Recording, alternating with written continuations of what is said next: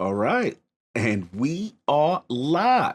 The last word with Lord Cognito and Ebontis. Hot by the campfire. Very exciting times. How you doing, sir?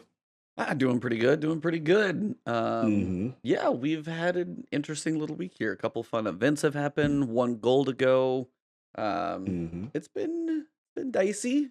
There's a nice Yeah. spicy little tease that we got by logging in, Mm-hmm. of which I Mm-hmm. couldn't boot up software fast enough to record it the first time. It started and I was like, and so I had to like go to another Mm-hmm. character. It's like, all right. So I logged in like the highest resolution possible to record it. So I have a nice little crispy version of that. Um, Mm-hmm. but yeah, that was Someone literally forgot the to tell start. someone about said cinema. Shall we get right to it? Oh my! I'm gonna roll my Shall we eyes get through shall the we get back of right my to it? forehead. Now Yeah. listen, y'all. So hold. I gotta hold the phone. You know I'm ready. So I'm the ready. guy I've been over waiting. here that you guys are Mm-hmm. looking at, if you're listening on audio, I'm pointing to Cognito. Mm-hmm. This boy's got a vampire life. He has a tough work schedule, and he's usually on the other side of the clock. Mm-hmm. You're listening. Oh, he's playing a little sad violin. So there are times in the middle of the day. Sometimes I'll text him. Sometimes I won't. And there's also the other side of this. I try and respect spoilers for a lot of people. So even my Which you always do. Mhm. tweet was very vague. I literally tweeted just Which the X. So there was an intention to Yes. me be like, I sometimes it'd be, wouldn't you just like to like wake up, log in and be like, oh, that's cool. all right, he trying to get off the hook right now. Right now, he Oh is my in God. the cheetah. The cheetah's in probation, y'all. Let me tell y'all why the cheetah's on If I probation. could censor what's between my two other fingers, I would be doing it right now. The cheetah's on probation. Y'all know damn well who the ninja is a fan of.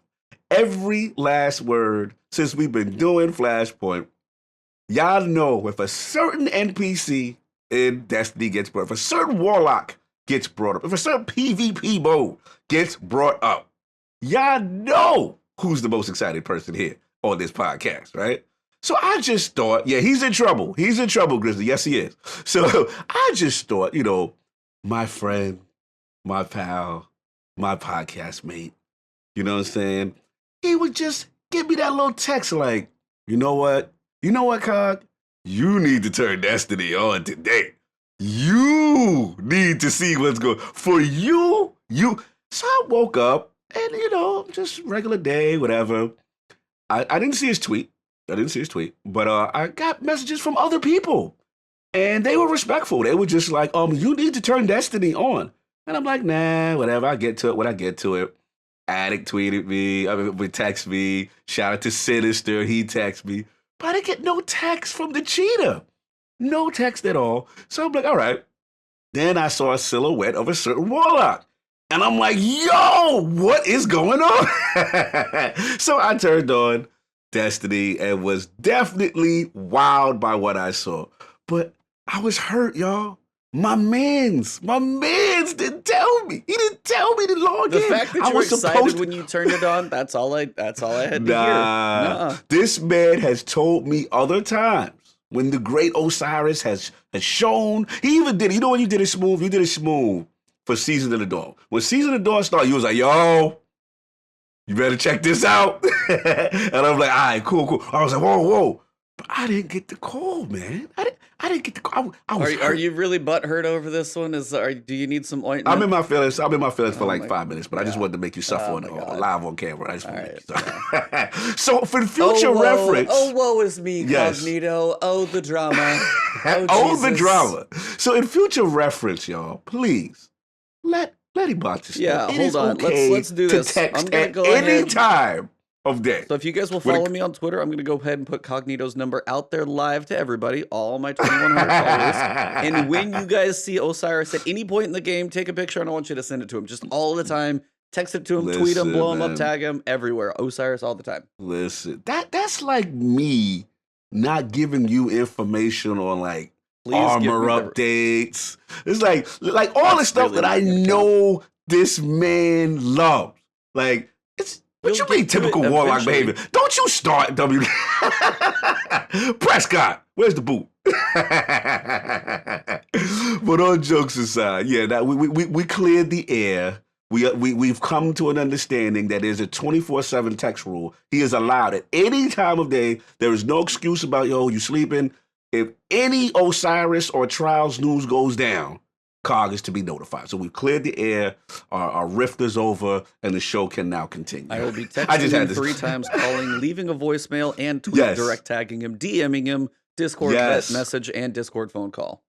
There we go. Yep. There we go. Like the old school. Remember when you had beepers? That was supposed to be the time when you had the 911 page. There you go, my man. That's what. He's how I feel his DMs. There you go. All right. So we cleared the air. It's all good. We can move forward as a podcast. Dramas aside. Oh my God. Yes. So explain it, since you are so beside yourself about what you saw. Ooh, man. What happened? Tuesday morning, you log in, stuff's up. What up? Yeah, listen. First, before I get into explanation, this is why, as much as the hardcore community is very upset this season, and I get it. Y'all want to play 5,000 hours. Y'all want to, y'all want the old grind. I get it. There's no raid, no dungeon. I get it. The end game's been. But these moments are for me. You know what I'm saying? Like these the Saint campaign missions, that kind of stuff. And again, the transitioning from one season, which we complain about at the end of season of Undying, right? Into the next. And the question was, right? We had Tassie on last week. We know what it's supposed to be, Season of the Worthy, right? The question is, what is going to lead? What things are going too good? We're donating, everybody's having a good time. It's Crimson Day. Something has to be up. So we log in, and there is the God himself walking in on Mars, walking into the Warmind. I'm pretty sure his subtext is exiled guardian, not exiled God. Well, on my screen it says the God. Okay. So. the God. That's what it says on my screen. But so I'm like, okay, and I'm like, okay, we got the scout rifle out. What's going on? And then we're referring to Rasputin as old man, betrayer. You know what I'm saying? And he just goes down this diatribe of something that he saw in the infamous forest. And I'm like, yo, this is serious. So yeah, we get that culmination. He goes up there and it's basically light or dark. What side are you on, fam? So my man has pulled up and threatened Rasputin. And I'm like, whoa, this is serious. Lot of things going on. Yeah, I know. Agent Good. The scout was gangster though. He pulled the scout out. All right, he didn't even use no exotic form. He just pulled out the regular scout. Rasputin is shaking in his space boots to a scout Listen, rifle. Man. He know he can't mess with him. He can't mess with the guard. But anyway, so here's the thing. Fix your face. Don't you roll your eyes when I say that about that scout. So here's the thing. It's really cool. One, we get in the story beat. Next season, what's going on? And then my mind starts racing. I get in the chat with Sinister. I get in the chat with Addict. And the whole thing is, okay, what did Osiris see? Right? And you use words like betrayer, right? You use all these terminologies as if Rasputin has made a decision in one of these possibilities that Osiris is not agreeing with. So I want to bring it back to you, based on when you saw it. What did you think was going on? How did you assess that scene? Is my thing. You're Titan. You're kind of neutral here. You know what I'm saying? So I also want to talk to you about Rasputin, because me and you never really had Rasputin talk. You know what I'm saying? So I need to know where you at with him at all, because I got some stuff I want to talk to you about in reference to that. So give me your assessment of this whole thing. Well, okay, got to take everything in context, because in Destiny, time is not really relative. We've been in he popped, Osiris is hanging out on Mercury for 2.5 months. And now he moseys over to go talk to the Warmind. If it was as serious as he seems to be threatening him with, it would be, hey, I'm out of the Infinite Forest. Okay, let's go straight over to the Warmind, because he's the biggest threat we're going to be facing. Apparently that wasn't that much of an urgent issue, or the sundial's good, we're kind of knocking it out. Okay, next issue. Either way, obviously Osiris is pissed. He saw something, but also it's the Infinite Forest. It's the Vex simulation of possibilities. It's not the actual, this isn't what actually went down. potential. Well, there's an infinite. Okay, yeah, and Doctor Strange saw 14,000,001 possibilities. Right. You Okay, saw one run Skynet doing something. right. But it's Uh-huh. like you call me if somebody comes up to me, hey, you did this thing. Maybe. It's Mm-hmm. like, okay. So for me, Mm-hmm. it's kind of at a point where Osiris has seen a whole bunch of stuff. He's seen a lot of possibilities, and he's seen what Rasputin potentially might be capable of doing. And I think this is a point to calling him out to be like, are you actually going to? Is this something you're considering? Is this where you're at? So he does really want to know where he stands. Are you going to be on the light or the dark? Right. And that is that kind of line in the sand. He wants to figure out which side he's on. Facts. Now, Mhm. Rasputin's powerful enough to keep the Traveler in our solar system. So I think Osiris is barking up a very large tree. Watch your mouth. We're not going to do that. Continue. Continue, though. We continue with your theoretical. Okay, that's why I was curious, because some people in Twitter were saying, like, hey, did, like, Rasputin, like, basically damage the Traveler, keep him to stay? And it's like, There's still debate it about was that, like, it seems, right? well, it's like from what I had gathered, at least from what I saw was, and then Mhm. this is where I was kind of curious. I'm not as much on the lore to know all the details, but from what I saw, it was like Rasputin didn't, but was capable of doing it if he wanted to. Right. And shout out to my boy. We had Josh Reddit on before. LordsGaming.net has a fantastic article right now. So the vibe is that he was capable of trying to keep the Traveler here, Yep. so that it doesn't leave, right? And was willing to shoot down the Traveler if the Traveler, pulled one of his moves and left us like he left the Fallen. So that's what I'm kind of gathering from the lore in reference to what you call it, Yep. Sorry, Vagabondo. You didn't watch. Hold on, bro. Vagabondo, you have not turned on Destiny that you got to mute us? Really? Come on now. Somebody's been taking an extended break from Destiny. Vacation. Okay, Yes, Vagabondo. Continue. But continue on me. But yeah, I mean, that kind of seems to be the issue of like, either he saw something maybe towards the future, but in the past, it sounds like Rasputin was capable and definitely is still obviously doing his own thing, but he didn't actually damage the Traveler. He was just capable of doing it. And I don't know whether he threatened the Traveler or what, or if they could communicate on a weird level. Who knows? But he didn't actually do anything sinister per se yet. Right. So the thing is, it's a future possibility timeline, right? Where Osiris sees something where all right, first of all, let's get it out there. He mentioned murderer. Okay, which means this decision that Rasputin has made, that Osiris sees, is killing either A, Guardians, or B, humanity. And the only other thing I can reference in the past, I believe when the darkness came, all you people voting for Skynet over here, I see y'all on Twitter, very disrespectful, but we're going to let that slide. This same Warmind, you would like you would lick that guy's shoes clean, I swear. Stop it.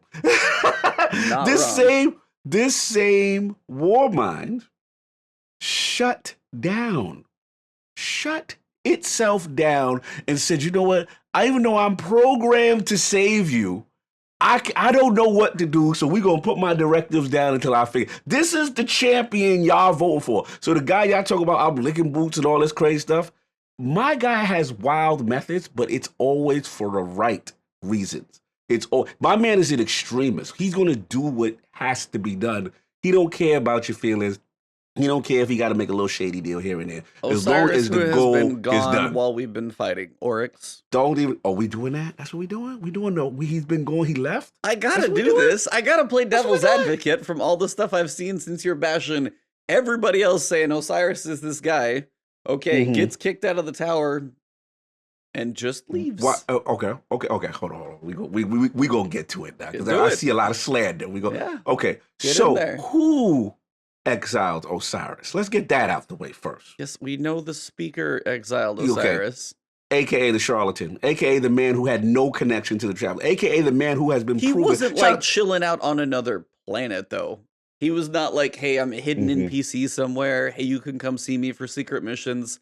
No, I'm literally gone. They threw him out the house. If your dad throws you out the house, what you supposed to do?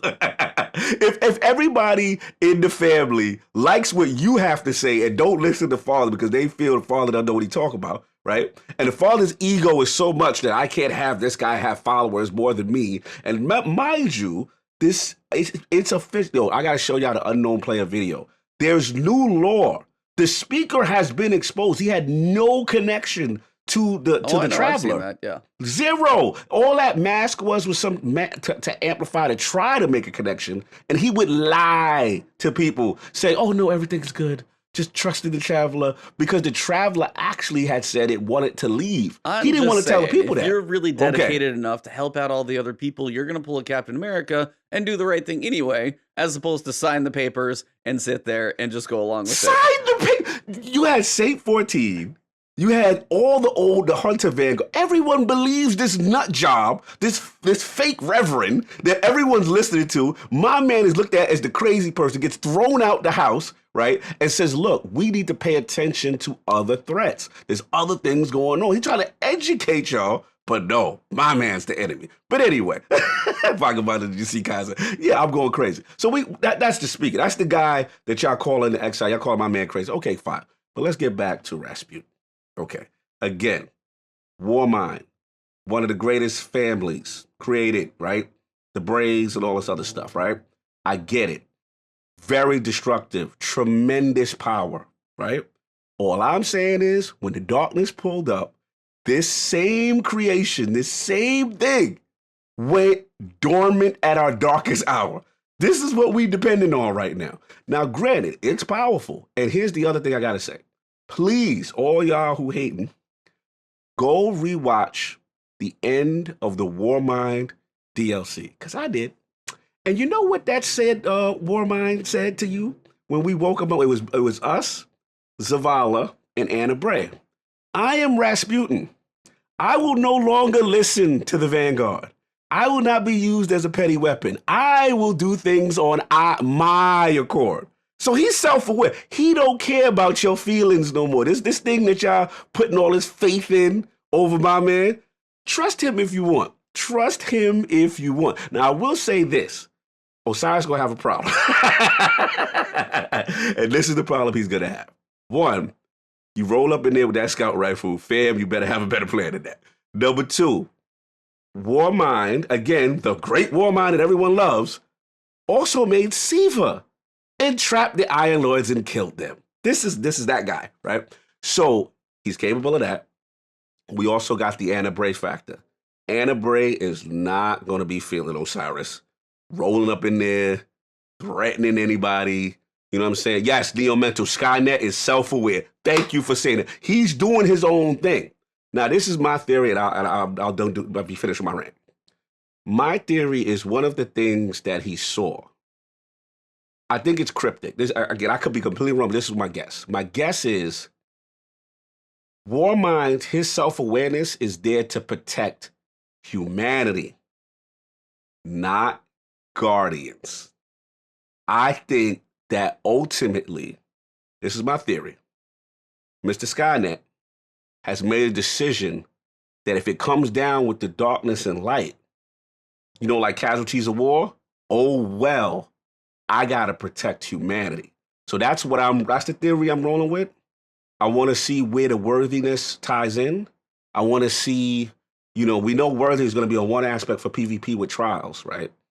But we got to see the PvE side. Now, I'll tell you this, though. I ain't going to front. I wouldn't mind a little Warmind 2.0, a little escalation protocol 2.0. You know what I'm saying? Well, you're kind of leaning into what I was actually wondering about. It's like, what do you think, as we seem to be PvE involved with Mars Rasputin of some kind? What do you think is coming next season? Because some people are like, is it going to be another 6-person match made? Is it going to be? Is it going to be a specific space for escalation protocol rework? What do you think is coming? Obviously, now what would make me just laugh, like rolling on the floor? Go for it. Is if Trials actually didn't come back this season. That would be funny though. I would be mad as hell, but it would be funny. On the floor just to see the people lose their minds. Like you would have Twitter reaction videos be like, "What? No Trials? It's not here yet. Outrage. Yeah, Like I could see like giant faces on YouTube videos, just like crazy animations, zoom ins on the face, and be like crazy eyeballs. Are you freaking kidding me right now? We still don't have BD. It'll be like biggest troll by Bungie. Yeah, like that would be, if nothing else, worth the memes. And then like 2 days later, they could just be like, here you go. Just wanted to see what you do. I would love them to pull stuff like that, just to be community aware enough to have their entire community freak out. And then 2 days later, somebody logs in and be like, guys, it's actually in the game. Like, and then lose it on the other side. Like, that would be freaking hilarious to me. It would be hilarious. I'd hate them, but it would be hilarious. I must admit.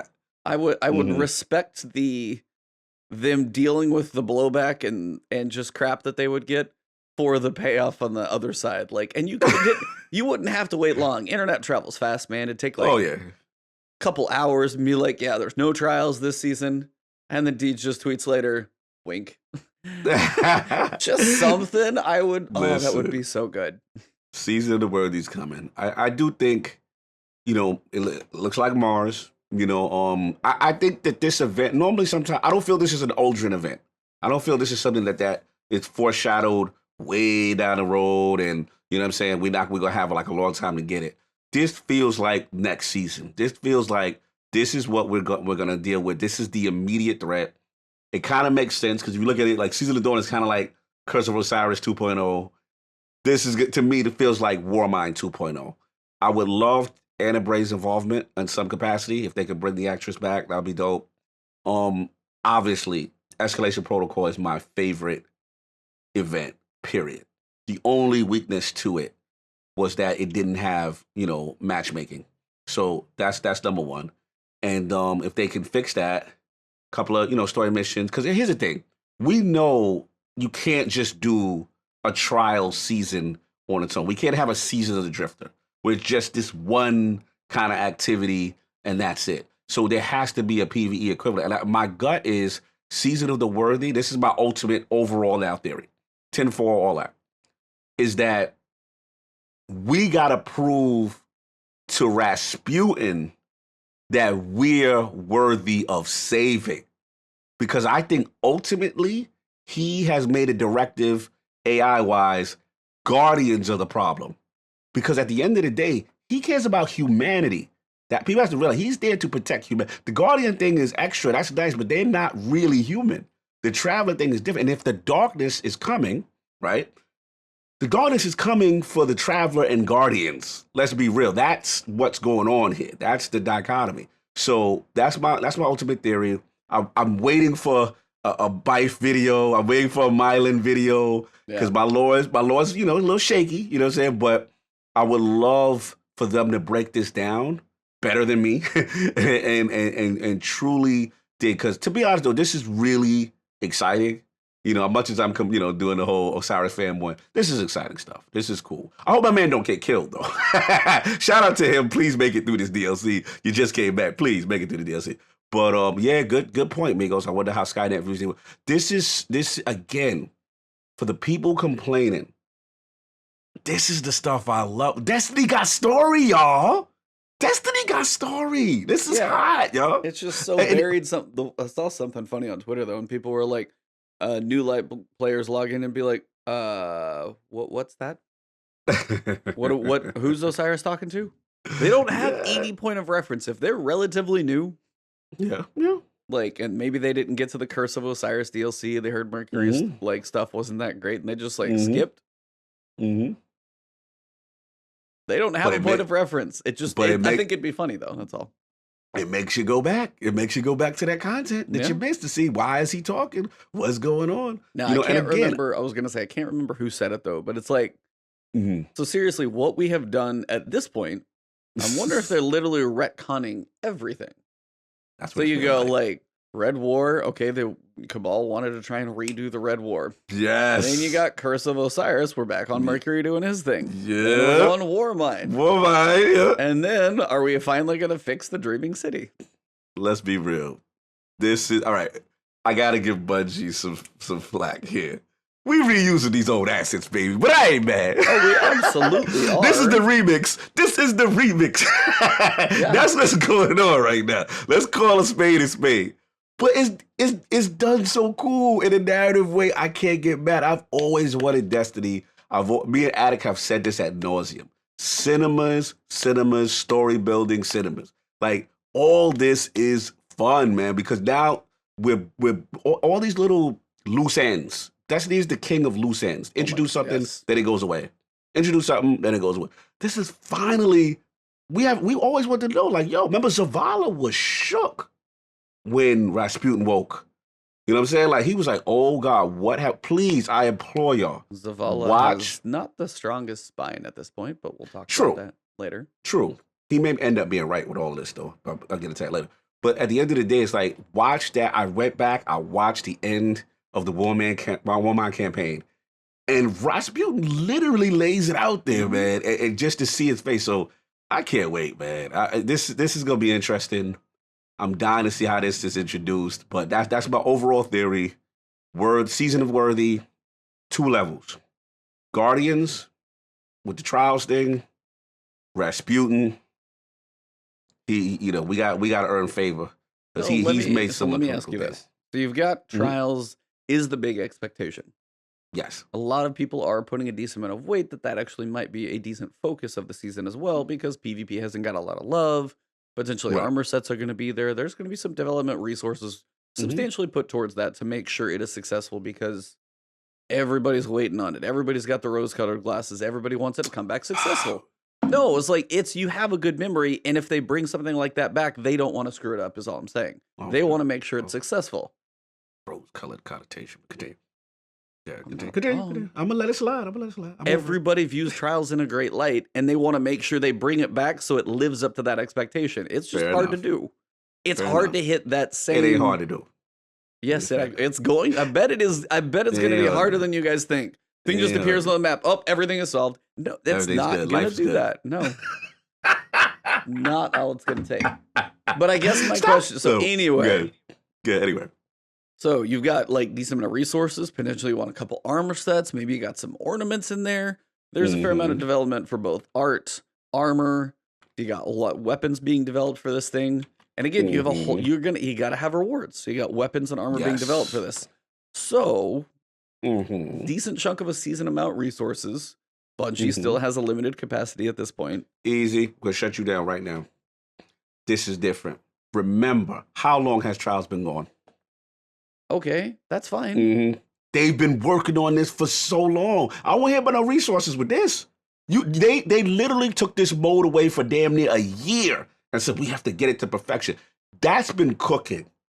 Trials is separate. I'm telling you. Was there one dude in the corner in his office is Trials and he's been developing? He's the Trials He's been doing dude. this for forever. He's in the dungeon with the Trials people. Be like, all right, make us Trials. Don't talk to us till it's done. Oh, but listen. No, all I'm trying to say is like season per se so far, we got a feel of the amount of the capacity of a season. Now I know this one was closer to Shadowkeep. Shadowkeep was bigger. But Season of Dawn, I mean, we had the Quarters of Time, which was cool, but it was short-lived. Kind of wish it wasn't, but it is. You had the Sundial, which we were reusing some pieces, but that was kind of its own space, but part of Mercury was there. Still fun activity, very farmable. Better than Vex Offensive. The bosses were, I like the Eno Tom's fights. Very cool. I am enjoying that because I'm basically done with everything in there now. But we got a feel of what's in there. We have our 6-person match made activity. We got some cool story beats, no question. Like the 2 or 3 minute just like talking between like Saint and all those things. And rescuing Saint was cool. Where do you think the capacity lies for next season? How big of an activity, or basically is what I've been leading to, and you just won't let me finish. Do you see a reskin of Escalation Protocol to basically say, hey, this is something we've already got here. It's a 6-person. Maybe you can matchmake from orbit and either pick your 2 spots and maybe you'll face different versions or something. Basically reuse that, reskin the armor, like give some of the random rolls. Like, is that where you see this coming? Sleeper buff. Ding, ding, ding, ding, ding. I'm seeing all this. Again, I could be wrong. I don't think there's any buffs coming. We'll get to that later. We'll get to that. Listen, they have the assets already here, right? Trials is resourced out. That as far as from a pure manpower standpoint, has already been pushed aside so that they can work on that. So really, it comes down to what is the focus of this season. And if you want to look at bandwidth, right?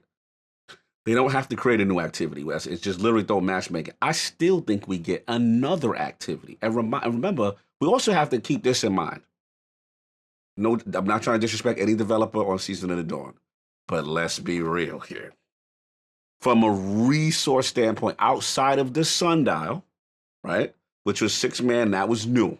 I'll give you that. Other than that, a maze, couple of cinemas, from a development standpoint, no one can tell me. I would be hard pressed if they would tell me, yo, this was really so much resource intensive. To me, this was a break. This was, okay, we're going to give you $10 worth of content. We just gave you Shadow Keep. We just gave you Dungeon. We just gave you the Moon. We gave you Nightmares. We gave you all this stuff, right? A raid. You know what I'm saying? Like, it's time.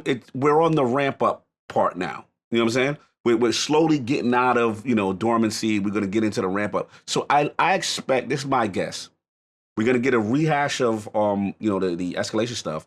I still think we get an additional activity. You know what I'm saying? Maybe on a smaller scale. You know what I'm saying? But I think we still get one more additional activity and still trials. And that will be like a 3-man thing as far as activity. And then in between, you get your banners, you get your other stuff, you get your exotics, you get your secret quests, you get your secret cinema, that kind of stuff. That's the cadence I think they may be with Season of the Worthy. That's my ultimate guess on it, though. But what do you think? You think that they don't have enough resources for that? Well, I mean, Escalation Protocol seems very fitting. You've got a couple weapons in there. They could probably put a few more in. Doesn't need to just be 3 or 4. Could need to be a little more if that's your main farm. Mars definitely seems to be involved if Rasputin's there for the story, so you should probably be spending some time working with Anna Bray. She's going to be pissed. There's this back and forth, her and Osiris talking. That would be a really funny conversation, actually. So Anna Bray, literally lifelong dedication to Mars, family building behind that, and Osiris walking in, threatening, drawing a line in the sand, and she's sitting over there. And she just walks up behind Osiris and be like, I'm sorry, what'd you say about my boy? She ain't walking up behind Osiris to do another, but she gonna be upset. Well, she's gonna be doing it from across the map with a sniper and be like, Osiris, don't move, but what'd you just say? Yeah, my man got a problem. There's so no doubt. That'll be, I think they have potential for some interesting story there to see what goes on. We need her back. I think her not being, they can't Brother Vance her. No. Right? We can't just go to Mars and she ain't part of nothing. She's just still sitting up the stairs. Sitting there with the old dialogue. Nah. She's got to be a part of this. It lore-wise, it works too. Yeah. It works, man. Her whole family is tied to that thing, And then let's be real. She had us go behind the Vanguard's back and not tells of all of this and not tells of all of that. There's a whole different thing going on. And like I said, Rasputin does not work for the Vanguard anymore. Them days is over. No primitive weapon. That was his exact words. I am not a primitive weapon to be misused. So, we shall see. But yeah, also, so potentially Escalation Protocol seems very fitting. Trials seems pretty obvious, even though I still think it'd be funny for a troll. Why you gotta troll my...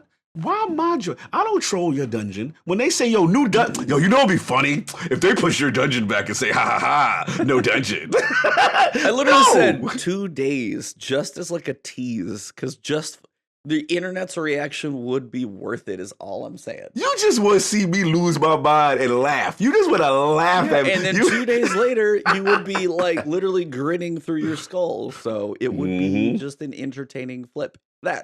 Sorry, I'll leave that alone. Sorry, it's a touchy subject. Yes, very sensitive. Shout out to Neo Mental. Skynet might just kick it to the curb. Well, according to Anna, again, watch that cinema, y'all. She, after he made this big declaration, she put her hand on the control box and says, we got this. So she's got this. That's what she said. So we'll see how much she got when your man makes his own directive. But yeah, this would be... I guess I'm wondering, there were 6 months away from Shadow Keep. Got a raid, got a dungeon. Woo! Got 2 strikes? Is that right? Yes, 1 and then 1. Yeah, we got 2. Or is it 1 and then we got PS4? the Scarlet Keep one, right? And then the PlayStation exclusive one. Yep. I think we got one more. Anyway, one more, I think. I think it was 2 on the PlayStation 1, so it was 3. 2 in the PlayStation exclusive one, yeah. What? So we've seen all of those things, but it's been 6 months. Festering Core, my man Migas. Yep, there we go. Do you think we're getting any of those? Do we think we get a new strike? Do you think we get a new dungeon? Do you think we get an exotic quest? Do you think we get a raid? Any of those in that spectrum this season? Because we have a 6-month kind of hump, and now if you're saying this is the buildup, maybe now opulence might be smaller, or is opulence a raid leading in? Where do you see this stuff falling? I got a new theory now. I brought this theory to Alex, and he hated it when I first told him, but I think this might be the cadence. I think raids are going to be an annual thing. I mean, that's the way it used to be. Everything used to be an annual thing, and there was a giant drought. The seasons are more story, lore moving forward, and kind of giving you something else to grind for, a couple god rolls to go for in the interim. But I mean, raids aren't small. They take take a whole team, lots of testing, whole bunch of making sure things are balanced and not broken. And yeah, I brought this to Attic, and his exact words would have been, if they do that, I'll quit this game, because he knows raids. You know how much he goes crazy for raids. Yeah. And I said, all right, let me pose it to you like this. Would you rather Leviathan, Last Wish, or Scourge of the Pass, Eater, or Spire? Which ones would you rather? And he had to admit, Last Wish, you know what I'm saying? Leviathan, he prefers. So if we prefer that, and a nice story beat, especially the way Last Wish did it, right? And Garden is solid. Garden is solid. We can't say Garden is not. So if you want that, with that level of quality and story beat, are you willing to wait? And part of me says, you know what? I'd rather full raid than raid layer. I'll be honest. No, the raid layers 2B. The raid layers, let's be real. Like, even the ones that are decent, they're not memorable. We're not sitting there saying, hey, let's go run Scourge right now. Let's go kill whoever that is. Because we don't, there's no, the mech, the Metal Gear, right? There's no context. There's no connection, no story. When you got that story beat, you want to go into the Garden of Salvation. Yo, pyramid ships are down there. We got to find out. You know what I'm saying? Like, it's more of an emotional connection when there's a story beat that leads to the raid. When you have 2B and the random stuff, it's like, yeah, I remember that, but I'm not doing that no more. You know what I'm saying? Unless it's some crazy weapon, like if it's anarchy, you know, whatever, then you might want to do it. You just talked about it. Yeah, that's it. But other than that, it's like, So my new theory is, trust me, I hope I'm wrong. I hope they have the bandwidth. Shout out to Spidey Central. He said a Rasputin Siva raid. Ooh, give me Wrath of the Machine 2.0. Oh, fire. Oh, that would be amazing. I would love it. I don't think it's happening. I would love to be wrong. But I am in the new thing, the new bandwidth, the new cognito. I've opened, I've seen the light. I'm on Ebontis' side. I'd rather them do one, like the mega raid. Those Taken Kings, those Vaulted Glasses, this is a raid with a story. And we got to figure out what's going on in there. And that would be part of the September release cadence. You know what I'm saying? So that's where I'm at. You know, what about you? All right, let me ask you this. Do you think we get a raid between now and the next season before September? Do you think we can go all these next seasons without a raid until September? What do you think happens? I think people would like to see one. I don't expect one. So we're in the same boat? Yeah, I mean, they don't have the help of other studios to build stuff like that. That is the hardest thing. That has to be the hardest content to build, no question. Now, like, Crucible maps take bouncing and tweaking and stuff like that, and then strikes are going to have, like, point A to point B, but a raid is a different level. The amount of, like, programming that goes in, the worlds they have to build, the set pieces, the puzzles, the testing of the puzzles to make sure you can't just break it by standing in this one little corner. Mhm. All those things take a lot more than any other piece of content. Strike, people aren't going I to try and agree. like, oh, let's try and find the most efficient way, or let me stand in the corner and Mhm. fight this. Like, they can fight a boss room, but that's not as big of a deal. So, Mhm. like, now what I would like somewhere in the middle, Yeah. be it Mhm. and dungeons aren't small either, mind you, because Right. both of the dungeons we've had so far, pretty Yeah. large. Mhm. So, I think if we don't get, say, a raid, we don't Yes. get even a dungeon, it Mhm. would be nice to see either a new strike, Yes. some new addition in there. Like, because if we go a full year without another strike, without a Mhm. raid, and without a That's a problem. dungeon, That's a problem. That's a problem.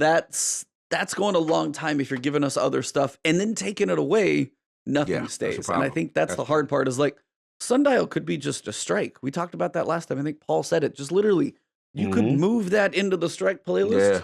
You could do a Yeah. random 3, and then maybe you fight one of the Mhm. bosses, maybe you fight the big dude. Who knows? But like Mhm. that could be a strike with, I mean, it's a 6-person match made, so maybe that's a little harder. But I Mhm. feel like you could still make that thing a strike somehow. Somehow, I feel like you do something. It would be a Like, shame. Yeah, I feel what you're saying. so it would be cool to see that. Mhm. Um, I don't know. It's No, I I agree. don't I don't know if you can go the full year without any of those. We have done it in D1 in the past, and the Mhm. seasons help with inactivity, like Question. the 6-person You're the match mades. question. You're the dungeon connoisseur. What was the gap between Shattered Throne and Pit of Heresy? Oh, Literally, time-wise? was really a year, right? Was it a full year? September to September? Yeah. Yeah, it was a year on the Wow. dungeon. Yeah. We didn't get any No dungeon. dungeon, no raid for But you know what's weird that they bring them together. One would think that they would, space them farther. yeah, like, I mean, you get a full year, it's your $40 expansion, it's encompassed in that. mhm, Like Forsaken gives you your big dreaming city, your raid, your dungeon, all mhm, that stuff is related to that. Okay, so then you get Scarlet Keep, that's fine, but you get your raid, totally not mhm, related, but still kind mhm, of. And then you also get your dungeon on the moon, and that comes with mhm, Shadow Keep. So mhm. dungeons and raids seem to come with the bigger price point, Right, right, and yes, then yes. season pass seems to be more of the activities that they're making. I Mhm, guess just for me, maybe it's just for some mhm, of the developers' sake. They spend time mhm. making like Vex Offensive. I mean, and then they took it Right. to the next level with Sundial, but they're making these activities. And then 3 months later, just go Microwave. ahead and drag that to the trash bucket and get empty recycle bin. Yep. And I'm just like, that's gotta hurt a little bit. Yeah. I feel like that can't be. There's not a lot of games. I mean, some games will do seasons. I mean, Fortnite's full island finally is gone, but it got more God Mhm, knows use than it probably needed. mhm. Um, but it's 3 months just feels so short for some of these things to be around. Yeah. Because it's not like Sundial was poorly made. Like the No, it's not. animations, the bosses coming in, the Sundial was like tight. You Mhm, got the boss room, you got 3 different little mini mhm. bosses, you got Enotom. All of that effort gone. And that Yeah, I seems mean, like wasted effort in my point if it doesn't either ever come back, ever get reused, like visited. I mean, even if mhm, we visit it again, it does seem weird that we wouldn't see it like for God knows probably a year potentially. Like, how long is that yeah. stuff going to be gone? That always feels weird. Mm. WD Prescott. Just because it's out of the game doesn't mean that they aren't going to be reused later or used for something later. I mean, it's possible. I would like Sundial to stay. You know, there is a possibility that the reverse happens because remember, Gambit or Gambit Prime has to still go, right? There's going That's to be certain coming September. They said those right, 2 would be around for a year. So right. There's still, at some point, Black Armory, the Forges, they're gonna have to figure out something. They're gonna just stick around. I don't know. I don't know. I mean, I think at some point we gotta go in the backlog of content and erase that way, as opposed to because I agree with you. I think let's just say whatever the next Sundial like activity. Let's say it's beloved, right? But it's connected to a story beat that then gets resolved. You're just gonna keep pressing the delete button. Like it almost like you said, it's that drag down delete. And it's like, what's that expression? You cut your nose to spite your face. Like, you know what I'm saying? It's like I don't know if they can continue that cadence either. You know what I mean? So they're in a tough spot with that. They're in a tough. I think they just can't go about, okay, this is just new for 3 months, and then bye bye to that. You can't do that with every activity. There's going to be activities that are going to hit. People are going to want around, and they got to figure out a way creatively to keep them around. And then I think that's why I go back to, sometimes you got to go to the other way. You know what I'm saying? And say, hey, all right, let's look at the engagement numbers. You know, everybody's got Izanagi. You know, we can get rid of the fortunes now, make these things world drops, you know, and move forward, you know, with Black Armory stuff, you know. And then they even said at one point, like, according to Luke, you know, when Ada came into the tower, right? It was supposed to be a big thing. Lead that his vision of how Black Armory was supposed to start was she come in, boom, boom, boom, and then in the season end, remember she leaves, and that was what they all wanted to happen. Yeah, that's his vision, right? And then shout out to my boy, my boy Jason Schreier, we had on our little podcast. He is convinced that D3 ain't coming soon. So the new, and again, he's connected to a lot of Bungie, seems to be, I mean, things are fluid, but it seems to be, this is the live service game for a while. We're not going to D3. And if that's the case, content has to come in, content has to come out. And, you know, I think that they may have to reevaluate, you know, that whole thing. But that's what I got. Yeah, it's just kind of a weird spot. Like, I mean, as Prescott's saying, it's like, unless they design them to be temporary, but if you design them to be temporary, you're not putting all your effort in because you know it's not going to stay around. Is there this? And I'm not saying any of these are like subpar. Right. I mean, Vex Offensive, that was the first learning, kind of lighter. Boss wasn't as big. Sundial, huge step up in comparison by a massive margin. Very, very rewarding for those guns as well. And again, maybe they just don't know how to handle the guns, and that's a whole different topic we can get to a little later. But yeah, it's just very interesting to see. I'm very curious how many of these they bring in and leave, or if this is, again, I mean, even as Jason Schreier said, even if Destiny 3 is, what was our bet, like 2021? Give the consoles a year, let them settle in, do a big September, October release. Once people have them going into the next holiday with the new consoles, and you can try and push like a better platform, better engine, like, you know, more features that you can't just like shoehorn into Destiny 2. Because at some point, and I think that's the other side for me, that's the other side, is there are certain things Destiny 2 won't be able to do without a 3 stuck on the end, because you need to rip some stuff away, rebuild some things, and you can't just keep Band-Aid and patching and making this giant rubber band ball of stuff that's just like squeezed in. At some point, it's just going to break at the seams because not everything, for one, is going to fit, and two, some things aren't going to work with what you want. Well, also, this poses another problem, which is kind of what Xbox Series X is getting attacked for, which is the cross-generational thing, right? Because if we introduce a 3, right, which we all want, they're not going to leave the 150 million consoles on the floor. They ain't leaving them dudes behind. They ain't going. I mean, remember, even Destiny 2, I mean, Destiny 1, we had the 360 and the thing. Now, well, then again, they left it for Rise of Iron. They left it behind for Rise of Iron. Yeah, they did. It's like there is a point to where there's a cutoff. Yeah, there's gonna have to be a cutoff. It's got to be like a creative cutoff too, because at some point there's things they want to make, and most games still are developed based around consoles. You have a lot of PC players, and there's a crap ton of them. You'll never know the numbers, but I mean, to know that you have 150 million consoles out there between PS4, Pro, Xbox Series, Xbox One X. Too many damn. I had too many damn. I know. Yeah, Microsoft. Like, you guys may have both consoles are cool. Just help me with the names, make them easier to say. That's all I'm going. Even if it's Xbox Y, I would at least know it's different. That still sounds weird though. But either way, fair enough. They're not going to want to leave those. But at some point, those being, even with the Xbox X, like Xbox One X, like the power of you're getting of the new processors, that's why these things are debated to be, are they going to be $500? Are they going to be $600? They are Ryzen 8 core, 16 thread, like 3 gigahertz processors with like Radeon, like recent graphics running so much more, 16 like gig of memory, potentially a little more, depending on what you hear about leaks. Like, whether any of half of that stuff's true, what they're able to do with the new processors, why do you think they can't have as much on the screen, be it enemies or AI or otherwise? It's the CPU doing those computations. They can't Facts. handle the math. It's Mm-hmm. literally all it is. It can't handle the math. So you need, Mm-hmm.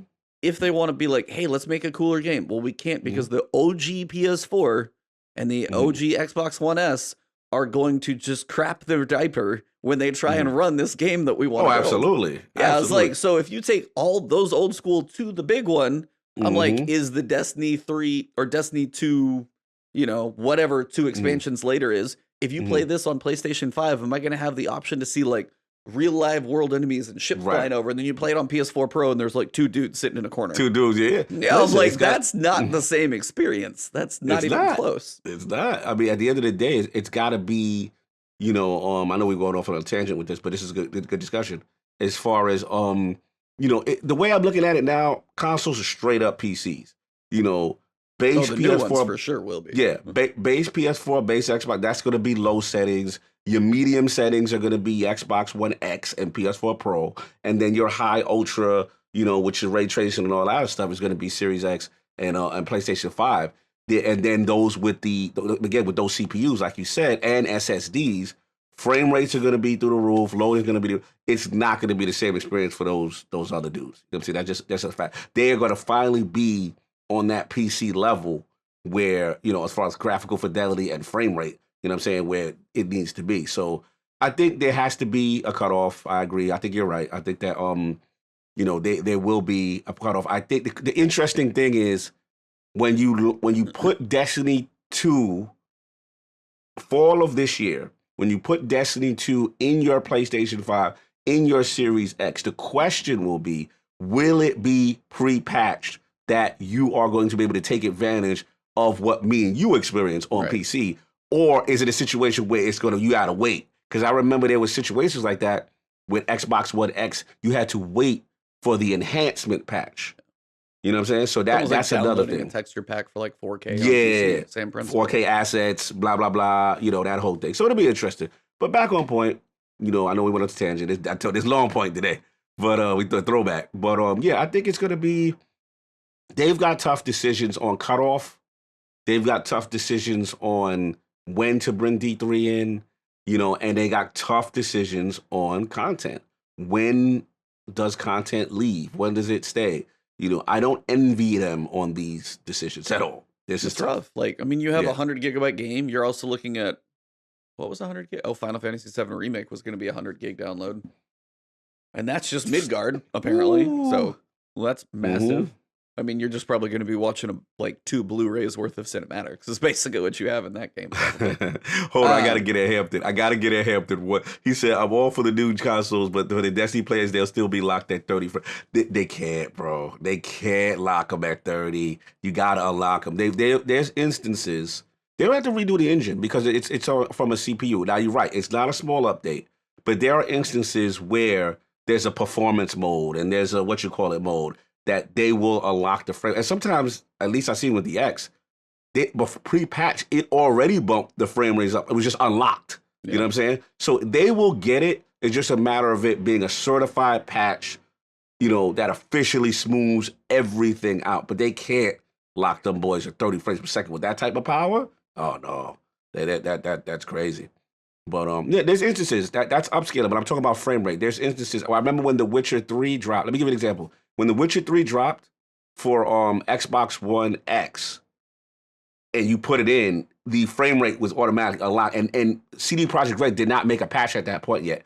Later they did, but they got that bigger overhead. It's going to bump up, and the way they're moving right now for cross-generational titles, that's how it's going to go. Anyway, enough of that. We're checking it out. We got stuff to talk about. Continue. I'm a big old nerd, so it never bothers me. So. Okay, because I can talk about this stuff all day. I love it, dude. Yeah.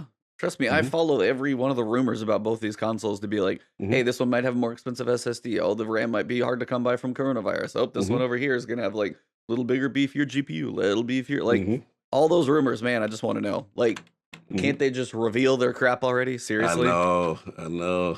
So we shall see. And then the price war. Oh my God, the price war is just, I hate to be either of them. because they're both playing a game of chicken, and I Mhm. swear they're both just gonna crash. But yeah, Mhm. we'll see how it all goes. Should be fun. But yeah, if you've been playing this whole series for like 5 years, you have to look to the future. And as Mhm. Prescott was saying, there's a lot of story bits, as you were saying, that are like dangling threads, and they're trying Mhm. to tie all of those up so there's not like loose ends everywhere. It's trying to culminate into something. I Mhm. wonder if this tease of Quarters of Time is this culminating in our death, and like D3 is that like fresher Mhm. start, as we've kind of joked Mhm. about before. Yeah, The that's a other one I still possibility. wonder is how deep on the programming you go if you want to feature, like, say, sorry, tangent, cross No go. play. They That's have happening. mentioned they want that for sure. That definitely happened in this generation. But do you think it's a Definitely. D2 or D3 thing? That's D2. You got to set it up now, just like how they did cross save. Yeah. You got to work out the kinks now before you introduce it as a new feature for D3. It's only a matter of time. The way these consoles are going, the money to be made. I mean, Call of Duty is already ahead of they're ahead of the curve on certain things. It's happening. The key is implementation correctly. Obviously, mouse and keyboard users need to have a separate lobby It's for competitive play. a different That game, man. Yeah, it's a little different. You know what I'm saying? But it's happening. They've already dipped their toes in it with like I said with what you call it with Call of Duty, all these other games. It's just money on the table. You can play wherever you want. You can play against, and then you expand those online lobbies, the life of the game. It's just let's go. Yo, Hampton's a savage. He's a savage. Oh, man. He Yeah. going in. So. I But love yeah, it, it's but like we're not. looking, I don't know, we've got this season coming up. Not sure Mhm. this, I guess, will probably be our biggest tell of capacity at this point. As we Yeah. see this season, as we see next season, we know the Septembers tend to have the larger pieces. We expect those Mhm. to be the raids, the dungeons, Yeah. those level of content. I think these next seasons will, again, shed even more light on just the capacity Mhm. of the studio.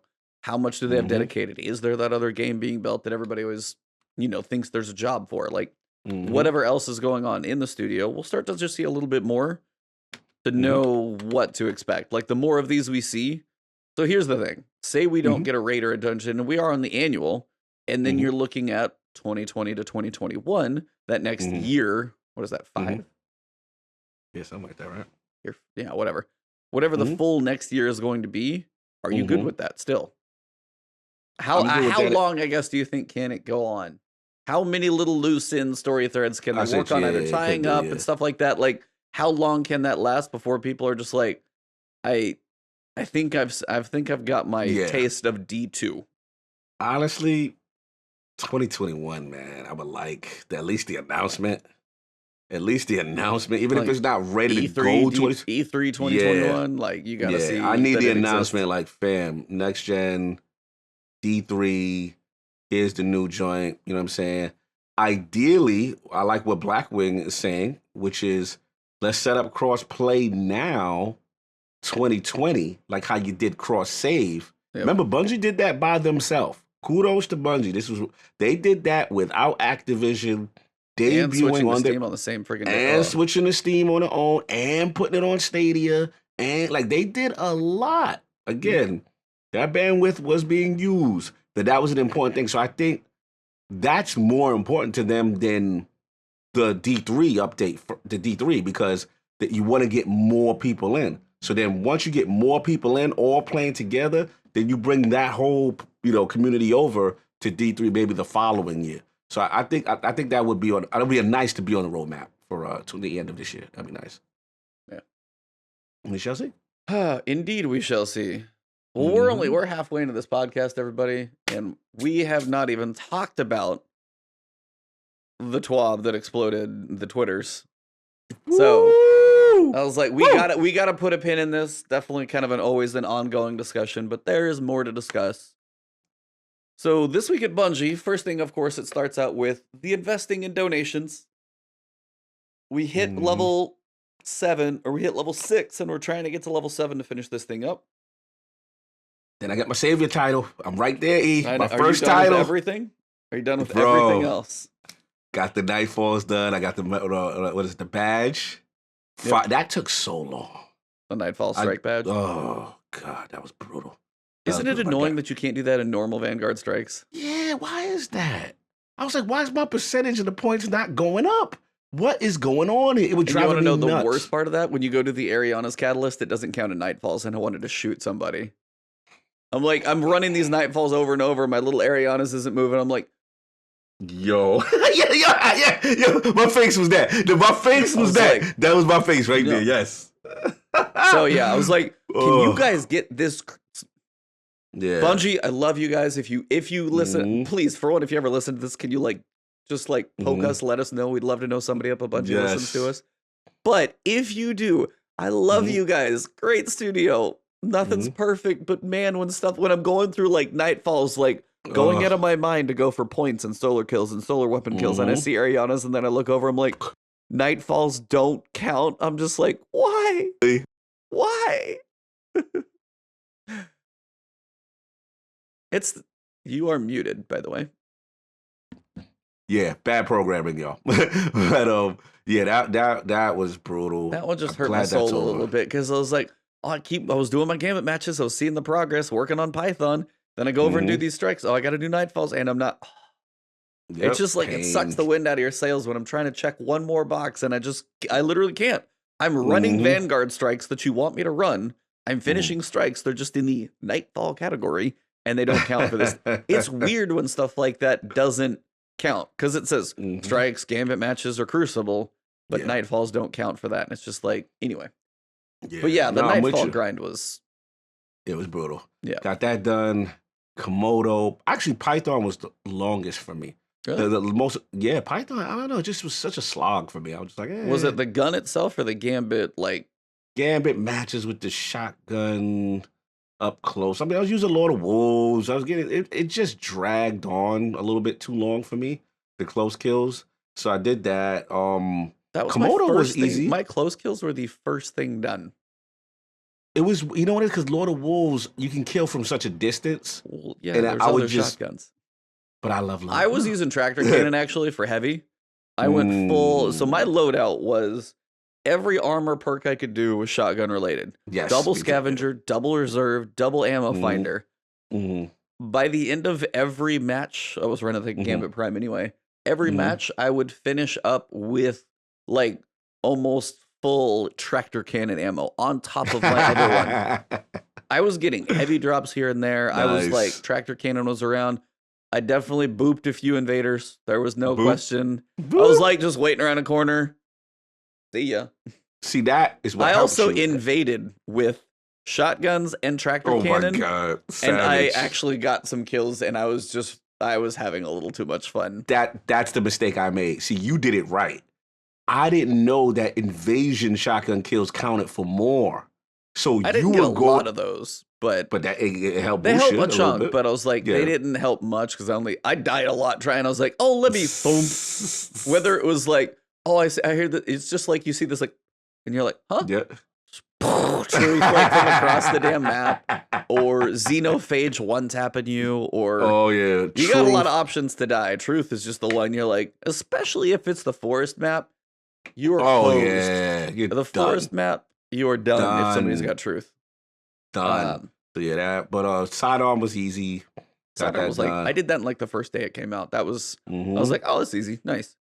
Now that's kind of what I want to ask you. When it comes to those, you have the rituals, but you also have those little emblem quests. Yes. Thoughts on both going into next season? Yeah. Kind of wanted an opinion on both for one, just those emblem quests, which I could tweak, modify, change, or get rid of, actually. But also the rituals. Where are you feeling on those as we've had those for a couple seasons now? Not pinnacles, but rituals. The rituals, they're just okay. They're not memorable. I mean, these three in particular, I could easily have done without. I just got to be honest. Komodo, I just can't find practical use because at the end of the day, I am not using that in the Crucible. I'm sorry. That's not my go-to move in heavy in the Crucible. Python's decent. It's decent. I'm not going to say it's not. It's decent PvE. When you got the overflow perk or whatever. the sidearm. It's just they're so worried about the the pinnacle. But these are to me, these are just generic joints with 2 perks. This is just like sundial weapons with an extra perk here that you got the option to change here and there. Now, as far as the metal thing, I'm indifferent. I mean, it's a if you just it's a playlist populator. That's all yeah, that is. it's just get in there and play this. Get in there and play this. At some point, if you want this thing, we're gonna make you play some Crucible matches, some Gambit matches, and some Nightfalls. So the other people jumping in there have some people to play against. Yeah, I agree. I mean, it's just to me, it's activity, like you said, activity, filler, playlist, populator. I miss Pinnacles. You know what I'm saying? I miss that unique perk. It just makes when you have Mountaintop and Recluse and Redrix, they just have something that the other guns don't have. That unique perk thing is really cool. And you just got to balance a little better. That's all. I love the concept. But to give me standard weapons with just an extra perk choice, that's not exciting. And I understand their thought process. Well, the grind was too long and we want to. But then you got a whole bunch of weapons right now, these ritual weapons, that don't have any emotional attachment, and no one's really running these weapons. I'm not seeing people, run these weapons. It's literally like Prescott. You're doing it if you want your title for the season, because it's a mandatory part of the grind is to get the badge. You're not doing it because it's like, yo, watch out, y'all. I got my Komodo. Komodo. I'm out. Who's teaming up with me for trials with Komodo? Like, we're not doing that. Put that Komodo away. Now, Python isn't bad for a shotgun, actually. No, it's not bad. Yeah, Python's not bad. The sidearm, I could have left it. I could have literally deleted it and probably not missed it. Yeah, shout out to Moose. What's the best way to get? Yeah, man, Arbalist, brother. Arbalist all day. Oh, I tell you, Arbalist. Rumble, I would do Rumble. Do 6-mans, do Arbalist.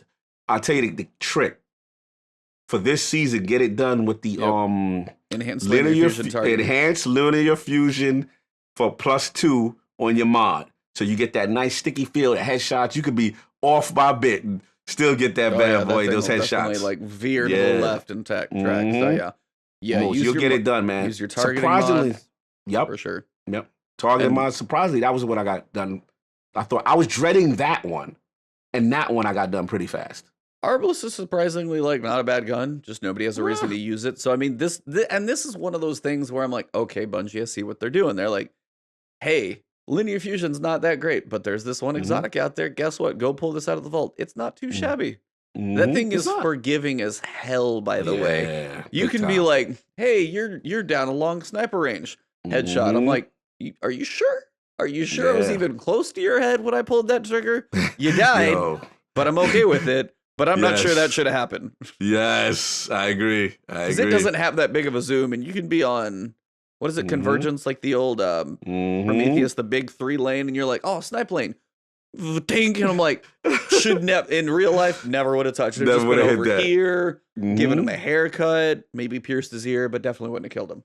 Shout out to Forte. He said he hasn't equipped Buzzard or Komodo at all this season. I tried Komodo recently. There's no way I'm using that over Line in the Sand. There's no way. With rapid hit and firing line and that damage, I'm not using Komodo. Nah, and Breach Light, I'm not using Buzzard over Breach Light. You know what I'm saying? It's Yo, Forte said I just did it to take a screenshot for Twitter. I literally did the same thing. Be like, I got my gun and vault. Oh, I got my bread. Vault. Yep, vault. That bread is moldy as hell now. Hasn't been touched, hasn't been looked at. Yeah. So. Yeah, shout out to Grizzly. Line in the Sand better next season. Let's go. Let's talk these betters. I'm ready. If you guys are turning stuff in there, if you're turning your fractal line for some bounties, what is it? Triple tap firing line in the sand. Is that the perfect? Yes, rapid. Especially hit, if you can get a magazine line. perk on it. Oh, it's beautiful. Throw a nice little ball spec on that bad boy. Man, love that gun. Might be the way to go. Yeah, because a lot of things got changed. Yep. So It's a new day. They're taking a pass as they bring out their pencil and start erasing and lowering these damage numbers and rubbing out some guns. That sounds worse than a minute too. Yeah, that definitely was Sorry. there. It's not you. It was funny. The guns funny popped combination. off. I'm sorry. Rubbing them out. Continue.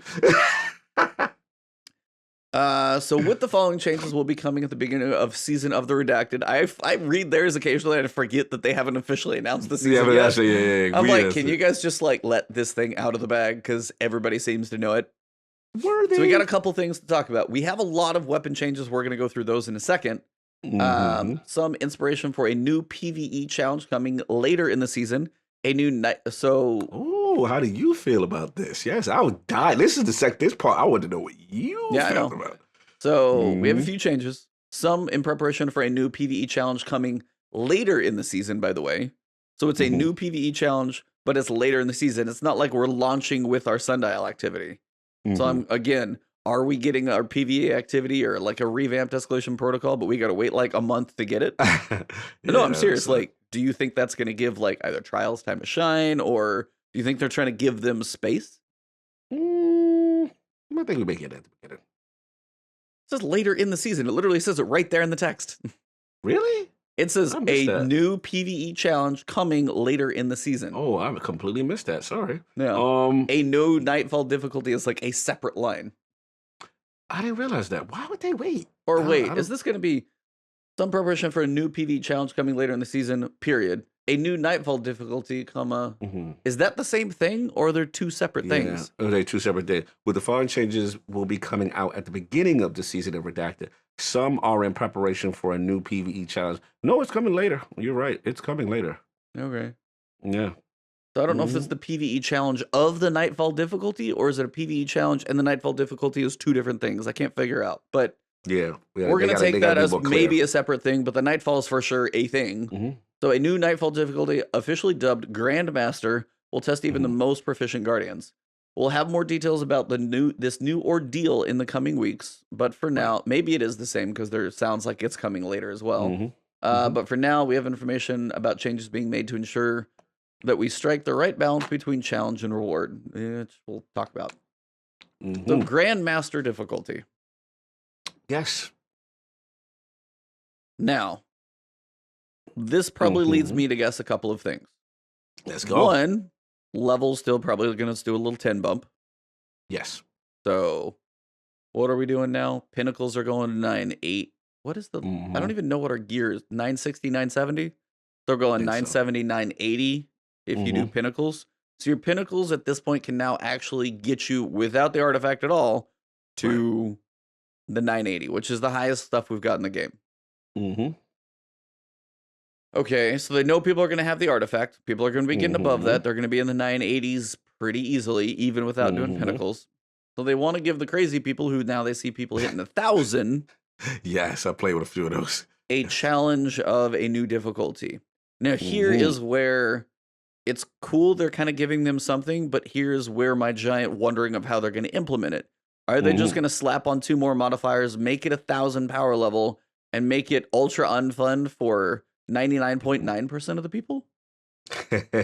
I mean, this is like, how many people do 980 Nightfalls? Not many. I mean, and the only reason you would is if you really want to go fight through, and you might get an Ascendant Shard. I ran one with Pyro the other night, actually. Shout out to him. I haven't done a 980 in ages personally. Haven't touched one this season.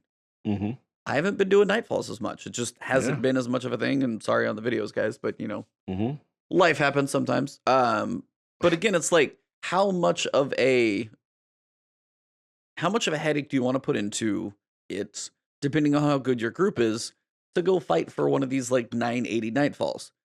What is a Grandmaster going to be if it's a 5th difficulty? Like, is it going to be ultra always no fail mode? Not everybody can die. 2 more modifiers. 1,200 champions squeezed into the same strike. Like, how I've played through the 980 on Insight Terminus. Yeah.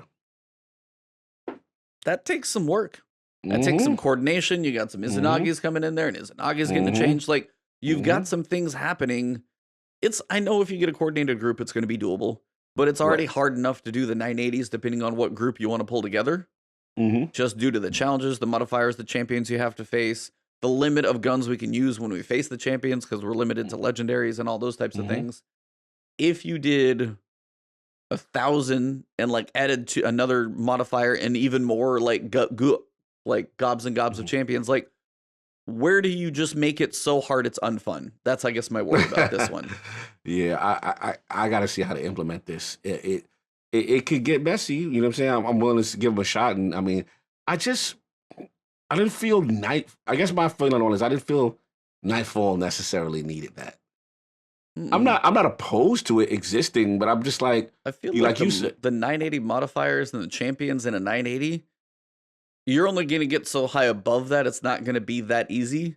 The champion's already hurt if one steps on you wrong, or you don't break it, or you don't time the barrier. It's like, yeah, you can force some of them. Probably going to be a little harder because a lot of people still weigh on Izanagi's.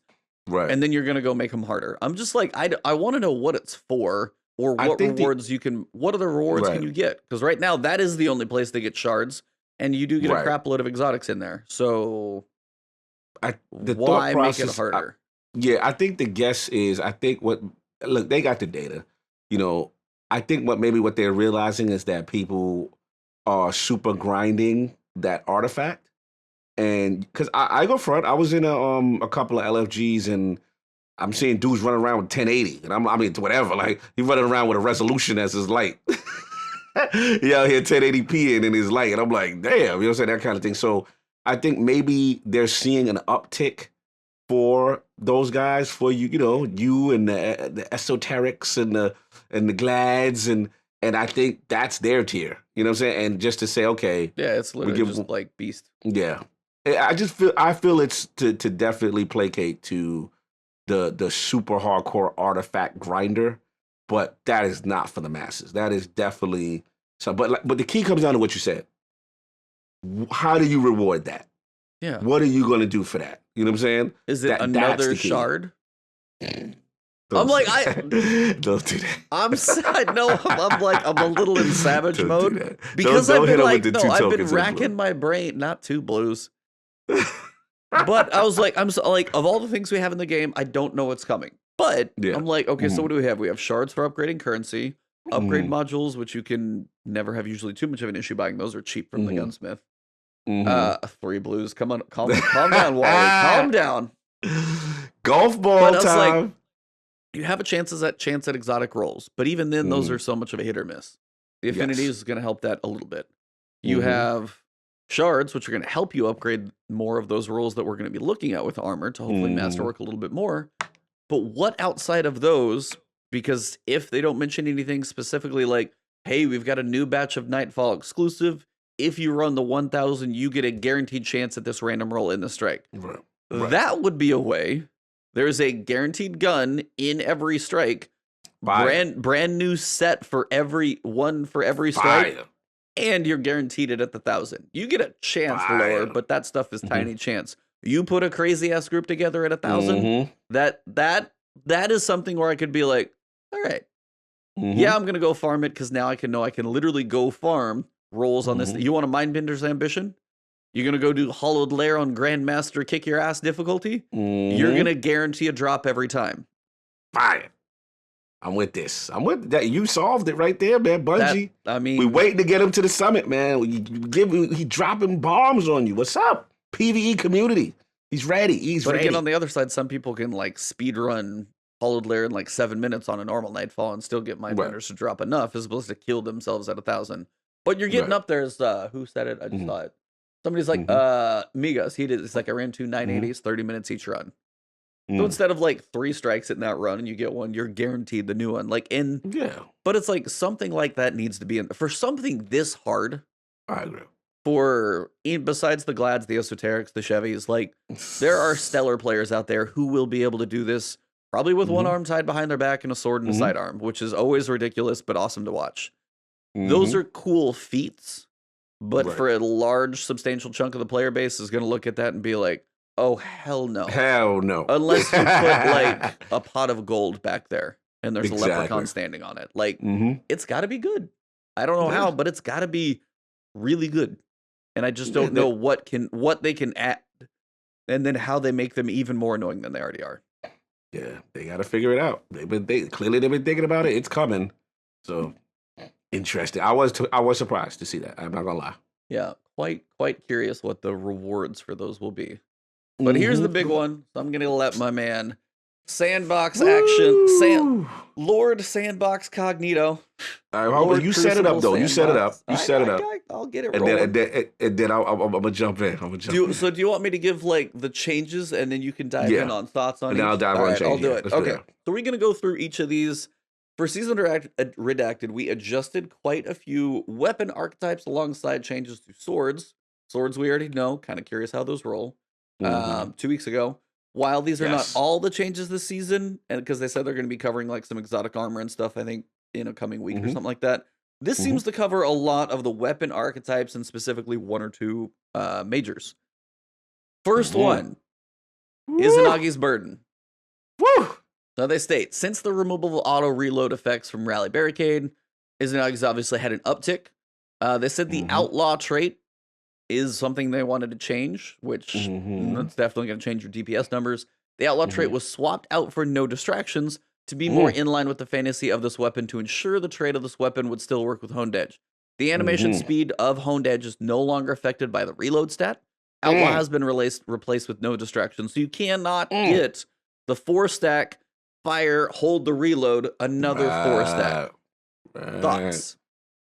All right. By the way, Dado will have a video over this at some point coming next season. I can tell you it's going to be, is Izanagi's Burden still the king or something along those lines? He's going to fire DPS numbers. Like, I just don't have a rate to sit there and do those, but yeah, go for it. All right, Izzy is my baby right here. This is the current king. When I saw that it was going to get nerfed, very nervous. After looking at the nerf objectively, their main concern is fast reload on Honed Edge, right? Yep. My main thing is, if they would have nerfed damage, I would have had a problem. They didn't nerf damage. They didn't whisper it, right? That was my main concern. Like, don't whisper, because the effort required to get this is a pain. Let's just, it's long. It's a long. Yeah. So, and the fact you use special ammo. So here's the thing. You know, the reload animation cheese, we know what time it is. Bungie doesn't like us quick reloading, standing in one spot, melting. That's been the theme since the other nerfs. I get it. It's going to be a controlled animation. Go ahead, go for it. They don't like us standing in one point, putting out damage. Safely. Okay, Safely. But look at the consecrate. No, what's the other mine? No, what's the mine that goes up in the air? Consecrated is the harpy. I can't remember the other one. You talking about that strike at the infinite possibilities? No, the raid boss. You talking about Megatron? Yeah, Megatron. What do you do? As soon as you get through all the sequence of doing all your stuff, go up in the air, fire at him from standing still. There are no enemies coming at. So it's like, again, you still have a boss fight. You can't get completely away from like standing at one point and doing damage. You're going to have a damage circuit at some point. No, I agree. So your point is saying that they can't avoid safely shooting stuff from a distance. That's what your point. Unless I'm just going to be like shooting peanuts at them and running in a circle around them the whole time. At some point, there's a damage phase. You dump your damage. That seems to be how bosses work. The problem they have is quickly dumping reload phases, fast reloading, group fast DPSing from a safe distance, and not, let's be real. Then let's take Feeding Frenzy, Outlaw, and Rapid Hit out of the game. Oh boy, he's ready. No, he's but ready. like he's ready. that's the other side of, because you look at some of the other perks when you do it to snipers as well. They're like so you have stomping mechanics. You're gonna push me far away from a boss. And now you're gonna take the range weapons that I have, make them reload slower and be weaker. But right. DPS, overall DPS goes down. Yes. The power of each Izanagi it's still the number one in the game, bro. That's all it's saying. Like at the end of the day, it's not going to get touched by the second bullet point we're about to talk about. I don't know. That is a question. I don't know. Okay. I don't know. The vibe I'm getting before we get to said bullet point, it's a very controversial, and you're going to be surprised by my answer on that. But focusing on the first, I think it is still the number one, the king. Izanagi still the god. It's just that right now, you are not going to be honed edge fast reloading. It's going to be a boom, boom, clip, boom. Is that like clack, clack, clack, clack, clack, all that clack, clack, over. Same thing like Lunafaction. They don't want that because their thing is, it's the de facto number one DPS threat. They hate that. They hate Galahorn 2.0. Listen, I go to LFGs. It'd be like, yo, Izzy or whatever. No Izzy, you ain't joining in here. I see the Nightfall requests. They don't like that. They want variety. Here's my last point on it. And I do hear what you're saying. I don't feel this. I thought this was going to be way worse. I'm going to be real E. I thought they were coming for Izzy. Well, the next one might be, but we'll see. Yeah. We'll see. This is light. Outlaw, okay. You're giving me no distractions. Who cares about no distractions? This is really outlaw. Shots. I will say, like, if you're accurate, yeah, it hits hard and fast. If you do one of those fast reloads and you miss, though, man, that is a waste of ammo. Yeah. Holy crap. Yeah, that hurt. It hurt. You got to make the shots count. If you want that power, get good. Make your shots count. Oh, no, I'm not wrong about that. Like, you're fine. You know but it's like when you take, like, what is its perk? Like, it actually has reload speed on it for, like, Outlaw. It's not rapid hit. It is Outlaw, right? But people were cheesing the honed edge. Let's be real. Honed edge was cheesed. We was in there with Scarrow. We know what we was doing. Yeah. You know what we was doing. Come on, E. We was out there. Clack, clack, clack, clack, clack, clack. You know what I'm saying? But I'm just saying, like, it's fine. But that's not even as much as the big one. Let's get to it. Big point number 2, probably the most controversial one I saw on Twitter yesterday, is this. We gave sniper rifles an increase in PvE damage back in Shadowkeep. We're removing that change for a few reasons. Sniper rifles have a lot of utility and safety due to their range and the increased damage that was giving them too much of a leg up on closer range counterparts. Before I read anything else, why do people not get close to bosses? Stomp mechanic. Correct. So they built something before snipers ever got boosted for a reason for you not to get close. I'm not going to go to nearly any boss in this game and be able to go sword, shotgun, submachine gun. Any of that stuff is off the table. So, of course, I'm going to be at range. Right. Now, unless you bump up my scout rifles by like 20%. Right. Kind of hurts. The gulf only widens as the difficulty of any given encounter goes up. The direct changes to adaptive and rapid frame snipers were to make the differences in sub-archetypes more impactful, again, as we'll give some amount of variety between the adjustments to shotgun and fusion rifles. That stuff's coming later, too. Damage to major enemies and above, so basically everything but red bars, have been reduced by approximately 20%. You're disgusting. Adaptive Sniper's precision multiplier has been reduced by 3.25 to 2.95, so that's also lower on top of the 20%. Rapid Fire Sniper's base impact has been reduced from 100 to 90. So down, down, and down. Snipers are going to straight up be weaker. Yeah. This hurt. This hurt. I was surprised by this. We just got the buff Shadowkeep.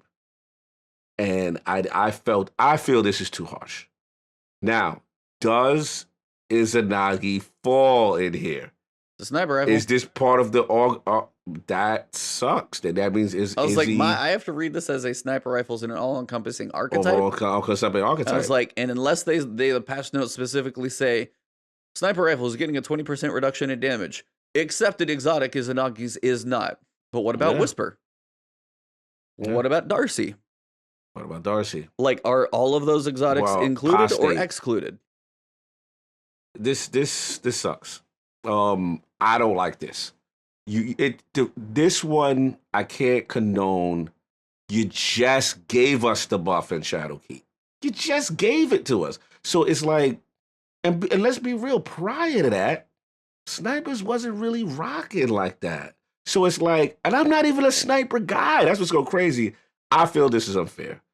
I'm going to tell you what Bullet 3 is, though. But let's get to it. all this right here, all this, I'm blaming you. I'm gonna throw it back at you. I'm blaming all these What did nerfs. I possibly do? This is all Ebontis' fault. Apparently, I took Paul Tassi's title. Why? Yes. What did Let I me do? tell you why. You are the new Nerf Lord. Oh, The dear. reason you are the new Nerf Lord is because at nauseum, all I heard is, Cog, you can't have trials because the meta, it's not in a good state. And guess what Bungie did? All your one-hit kill, all your two-tap body shots, all the cesspool of PvP foolishness that everybody hates. This is what all this is. All this right here is the incoming trials meta. I didn't scream about this, by the way. That wasn't me. You didn't scream, No. but you said, Cog, the meta's not in a good place. You can't bring this back. It's just, when is the right time? Is it the right time? This is the right time for them. I didn't ever cry like that, first off. No, I didn't. You didn't cry, but I'm going to throw sauce on it. I got to make it more fun. Yeah. Continue. I'm like, you're making me sound like I was like bitching and whining for a while. No. But I just said a lot of people may not be happy with the meta, but yeah. Here is your trials meta. The rapid fire, that means no two tap to the body, instant kills. And then we gonna get to fusions and shotties. We'll get to that. Oh yeah. We gonna get to that. So Well, I know what this is. 20% damage, that one hurts me more in PvE. The trials is completely separate. Now, I will say this in your defense. The PvE nerfs is out of pocket. I don't like the sniper thing at all. That's not fair to the sniper class. If you want to do rapid fires and affecting the PvP game, fine. But the precision multiplier on adaptives, the 20%, so then I got to go back to what you said. This affects Izanagi. Where's Izanagi now? We got to wait for the Dado videos. You know what I'm saying? Izanagi whispered Darcy. That's a whole video again. He just did it like that's 6 the whole months thing. ago. That I don't like snipers getting touched in PvE. They were fine. I didn't see people yelling from the rooftops that we were melting. Let's throw Izanagi out. Yeah. Who was yelling from the rooftops that these snipers are doing too much out here? Yeah. You know what I'm saying? Like, if Izanagi's too powerful, nerf it. I don't want it, but I'm just saying, Yeah. if that's the one that's screwing everything up, you need to adjust the like honed edges, maybe 3x Yeah. and not 4x. It's still a lot of damage, but it's not this giant outlier. But yeah, like While every where- sniper getting hit. Okay, and then that brings us back to, are they be good. like, hey, go pull out your linear fusion rifles because we want those to get used, please. Line in the sand. Rapid, that's the move. triple tap. That's the wave. That's the wave. Triple tap, line in the sand, firing line. Then is that where you're like, okay, well now this perk combination that everybody farmed for because we're giving you 6,000 chances to get a great line in the sand. A lot of people got a good line in the sand. Are we going to come down this road again 3 months from now and be like, well, linears are too powerful. Firing line is too much. We're going to lower that down because of line in the sand, because you gave everybody a chance to get a god roll. Hold on, my man Black Wings is on it. He took my point, and that's where this is going. Yes, Black Wings, these nerfs are coming just for that reason, because they're about to introduce new trials weapons that will be OP, and they want those to be the new grind weapons. My man, see, I got the receipts, baby. I know how this works. I know how Daddy Bungie does. And like I told you before, all that toxicity is going to get nerfed. The trials weapons are the new toxicity. That's what's coming. They gonna introduce some whatever snipers or linear, whatever the new meta is, and it's gonna be abundance, and it's gonna force us to grind in that. And look, it is smart, but I just don't like that their current weapons, some of these ones that are getting hit in PvE, I have a problem with. Leave PvE out of this. PvE should not be getting touched right now. And that's the problem sometimes with Bungie having weapons that go across modes. And sometimes they can change those numbers to be different. Yes. So why? And here's another thing. Hey, you've got these powerful snipers that you like using. Now go do your 1000 difficulty Grandmaster Nightfall with the 20% weaker sniper. I'm serious. That's literally like, hey, this is harder and you're weaker. Yeah. Is it Vorpal out here? There's you get that trophy hunter with Vorpal. Boss damage. Okay. That's gonna be lit. Shout out to Potassi. Is that Great gonna get article nerfed? right now. Is that gonna get nerfed too? Vorpal ain't get nerfed. Yet. Extra boss damage. Yet. Yo, y'all better farm them Vorpals, y'all. Telling y'all. Apparently. Sniper guys. Farm Vorpal. Was it trophy That's Vorpal? your way. Is that the one? Yep. Triple Trophy tap. hunters. Start farming it now. Is it triple tap Vorpal? Is that right? Triple tap Vorpal. You better get in there. Get your Vorpal weapons on snipers if you want to use your snipers. 20? How much is the boost up from Vorpal? Does anybody know in chat? If I you don't guys know, know, but it's somebody really nice. Yeah. But I was like, if it's then it's just gonna basically net the same if it's 20% weaker and you have Vorpal. Oh, same thing. Is that how you maintain? All right. Said free said Trials weapons gonna be hey, don't do that. Don't do that, Said. If Trials has trash weapons, it's gonna have a real struggle being good. So I'm honestly hoping they're good. I really am, because I want them to be good, because I want the mode to be well received. They will be. Let's All get right, to it. so grenade launchers. Through a combination of archetype adjustments and new perks being introduced, grenade launchers have been quite powerful ever since Season of the Drifter. All right, let's count how many seasons that's been. Drifter, Opulence, Undying, Dawn. It's a year, guys. You've known it's been there for a year. We've changed the aggressive frame sub-archetype to the rapid frame sub-archetype to be more in line with other weapons' established conventions, and slightly reduce their effectiveness on powerful enemies to give other weapons some more breathing room. Miga says Vorpal is 15% versus bosses, 50% versus supers and cars or vehicles. Whatever. Yeah, vehicles are weird. But yeah, so 15% against bosses, you're getting a 20% nerf. You're still down net 5. So yeah, well, that's your best way to stay alive. Anyway, just try to help you out. Sniper guys. Just saying. All right, so aggressive frame grenade launchers are now rapid fire frame grenade launchers, which is weird. Do they fire fast? This is odd. Rapid fire. They do. No, but like if you're going to turn an aggressive into a rapid fire, is it going to dump the ammo faster? Well, technically, that's why they're doing it. Continue, you see. Rapid fire grenade launchers have had their damage reduced to account for the rate of fire, but now have increased reserves. Previously, aggressive frame grenade launchers fired faster than adaptive, but had the same damage. Gotcha. Ding, ding, ding, ding, ding. Damage to major enemies and above by power weapons reduced by 10%. All right, same thing. Weird that they changed the archetype completely, right? I'm trying to think what is an aggressive one. I want to pull one up while you're I already know. Swarm. This is Swarm of the Raven, y'all. Okay. This is Outrageous Fortune. This is all the good fun. This is the fun fun. Is it all the drum looters? Are they all considered that? I believe, yeah, the aggressive Edge frames. is adaptive. I'm looking right now. Play of the game is adaptive. It's Swarm of the Raven, Set Free is on Love and Dirt, and Outrageous Fortune. Definitely. The one you get from the Vanguard, orange and blue. That one is So those are the go-tos right now, because let's be real. You wait for that spike grenade roll. That DPS is off the chain. And if you're lucky, if you're lucky, you get the that other one. What's that perk that Shadowkeep introduced with the distance? Full court? And you do more, full court press and all that. So spike grenade, full court, all that. So now damage reduced. Basically, adaptives are back. You know what I'm saying? Adaptives are back. It's just that they're going to fire, the aggressives that are now rapid flames going to fire a little fast. They'll still be good, but they're definitely changing that archetype to make, in my opinion, adaptive. This is not too bad. Grenade launcher, guys, this is not too bad. Let me tell you what. Dust off the adaptive. Edge Transit going to be the king? Yes. Like, literally. Edge Transit. Get your Edge Transits out. Get your plays of the games out. You guys are going to be fine. Trust me. This is just a minor little tweak. We could finesse them on this. They think they slick. Spike. I'm good. Yeah, we good. You get your spike. Anybody with a good vault game, y'all going to be fine. Y'all going to survive this. They just don't like the Swarm of the Raven, Outrageous Fort, Love and Death thing.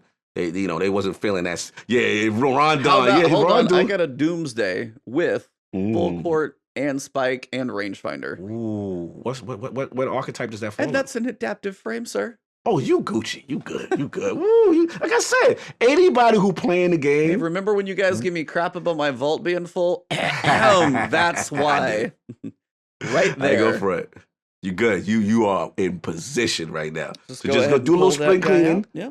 Yep. Pull that out. Sniper guys. Vorpal. Cog is here to help. He's here to help you through the trials better. That's all. We're gonna work around Bungie. Bungie think they disciplining us. We gonna work around them. But continue. Yeah, grenade launchers are getting 10% weaker. People weren't as miffed about that as the snipers. 10% isn't as bad. 20% is truly a fifth. I mean, you're taking your DPS numbers down by a fifth. That's huge. Basically, this is Bungie. Please use our other grenade launchers. Thank you. Use other grenade launchers, use our linear fusion rifles, and please, maybe pull those machine guns back out. Yes. Yeah, they need to do that. Because that machine guns, we ain't going to do that. Yep. What's up next? Is it the Lord? I'll even let you say this one just because it's got Lord in the title. Short and sweet. It's the Lord. The ease of use granted by changes to release the wolves made it very difficult to approach and made the margin of error extremely large. We pushed the two states apart via accuracy to ensure that the default state is the norm rather than the exception. With this change, release the wolves should be used at extremely close ranges against large targets instead of just being a better version of the default behavior. New perk, release the wolves now significantly reduces the weapon's accuracy while active. Listen, Lord of Wolves guys, you knew this was coming. Trials is upon us. You cannot be running through the Crucible, holding down that reload button, just running roughshod to release the wolves, shooting people 5, 6 Guardian lengths away. It's over. That's a wrap now. You're going to have to get a real shotgun, or you're going to have to play it like you can't play it like it's a pulse anymore. You're going to have to play it. This, in my opinion, is fair. This is one of the weapons, and I love Lord of Wolves. This is one of the weapons that in trials or trials better will annoy people. Oh, it is. It's definitely been an issue for a while. It had to happen. That one seems fitting because there's people just like Iron Banner sucks. It's all spare rations and Lord of Wolves. That's most of what you see. Forte complaining.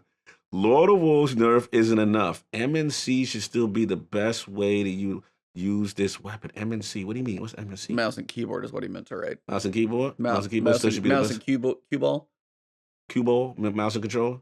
Yeah, I'm like... Put me on, Forte. Put me on. Yeah, so... What you mean it ain't enough, though? It's still, listen, it's still good, but they have to kill that effective range. The problem is the distance you get from those kills is too much, and you're getting that release, that double firing rate, and that speed of it was too much.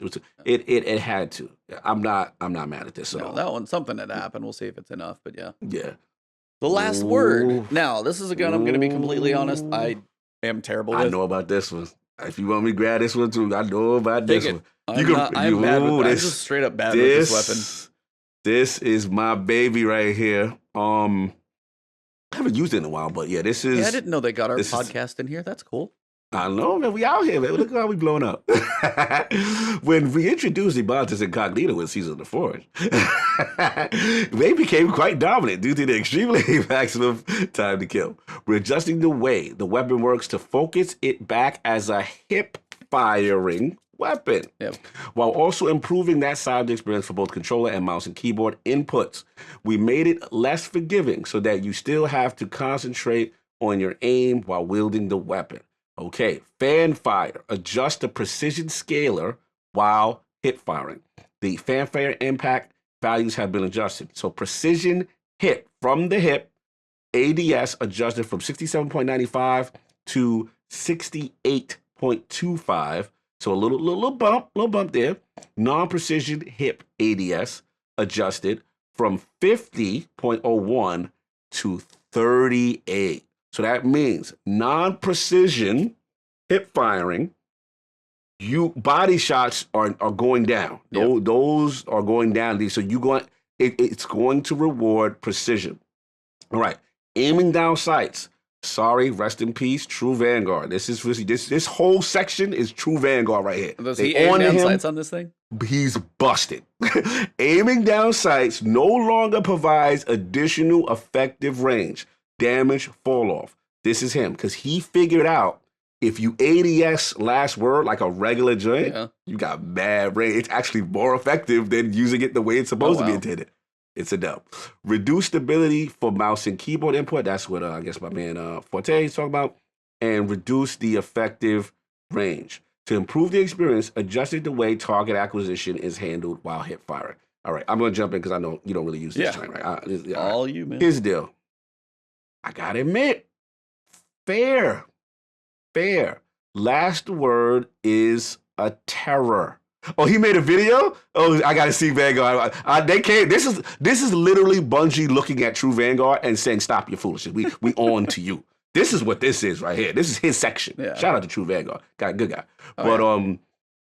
Here's the thing.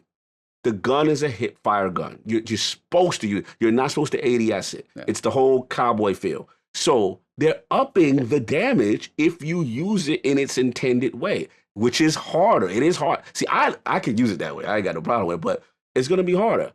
For the people who struggle with the gun, who still want to use it, I'm gonna tell you right now. You put on one of them enhanced hand can acquisition joints, mods, you're gonna be fine. If you really suck at hip fire, you're gonna have to get off last word now. It's not gonna be for you at all. You know what I'm saying? And just all that effective range with the aiming, it's a dub.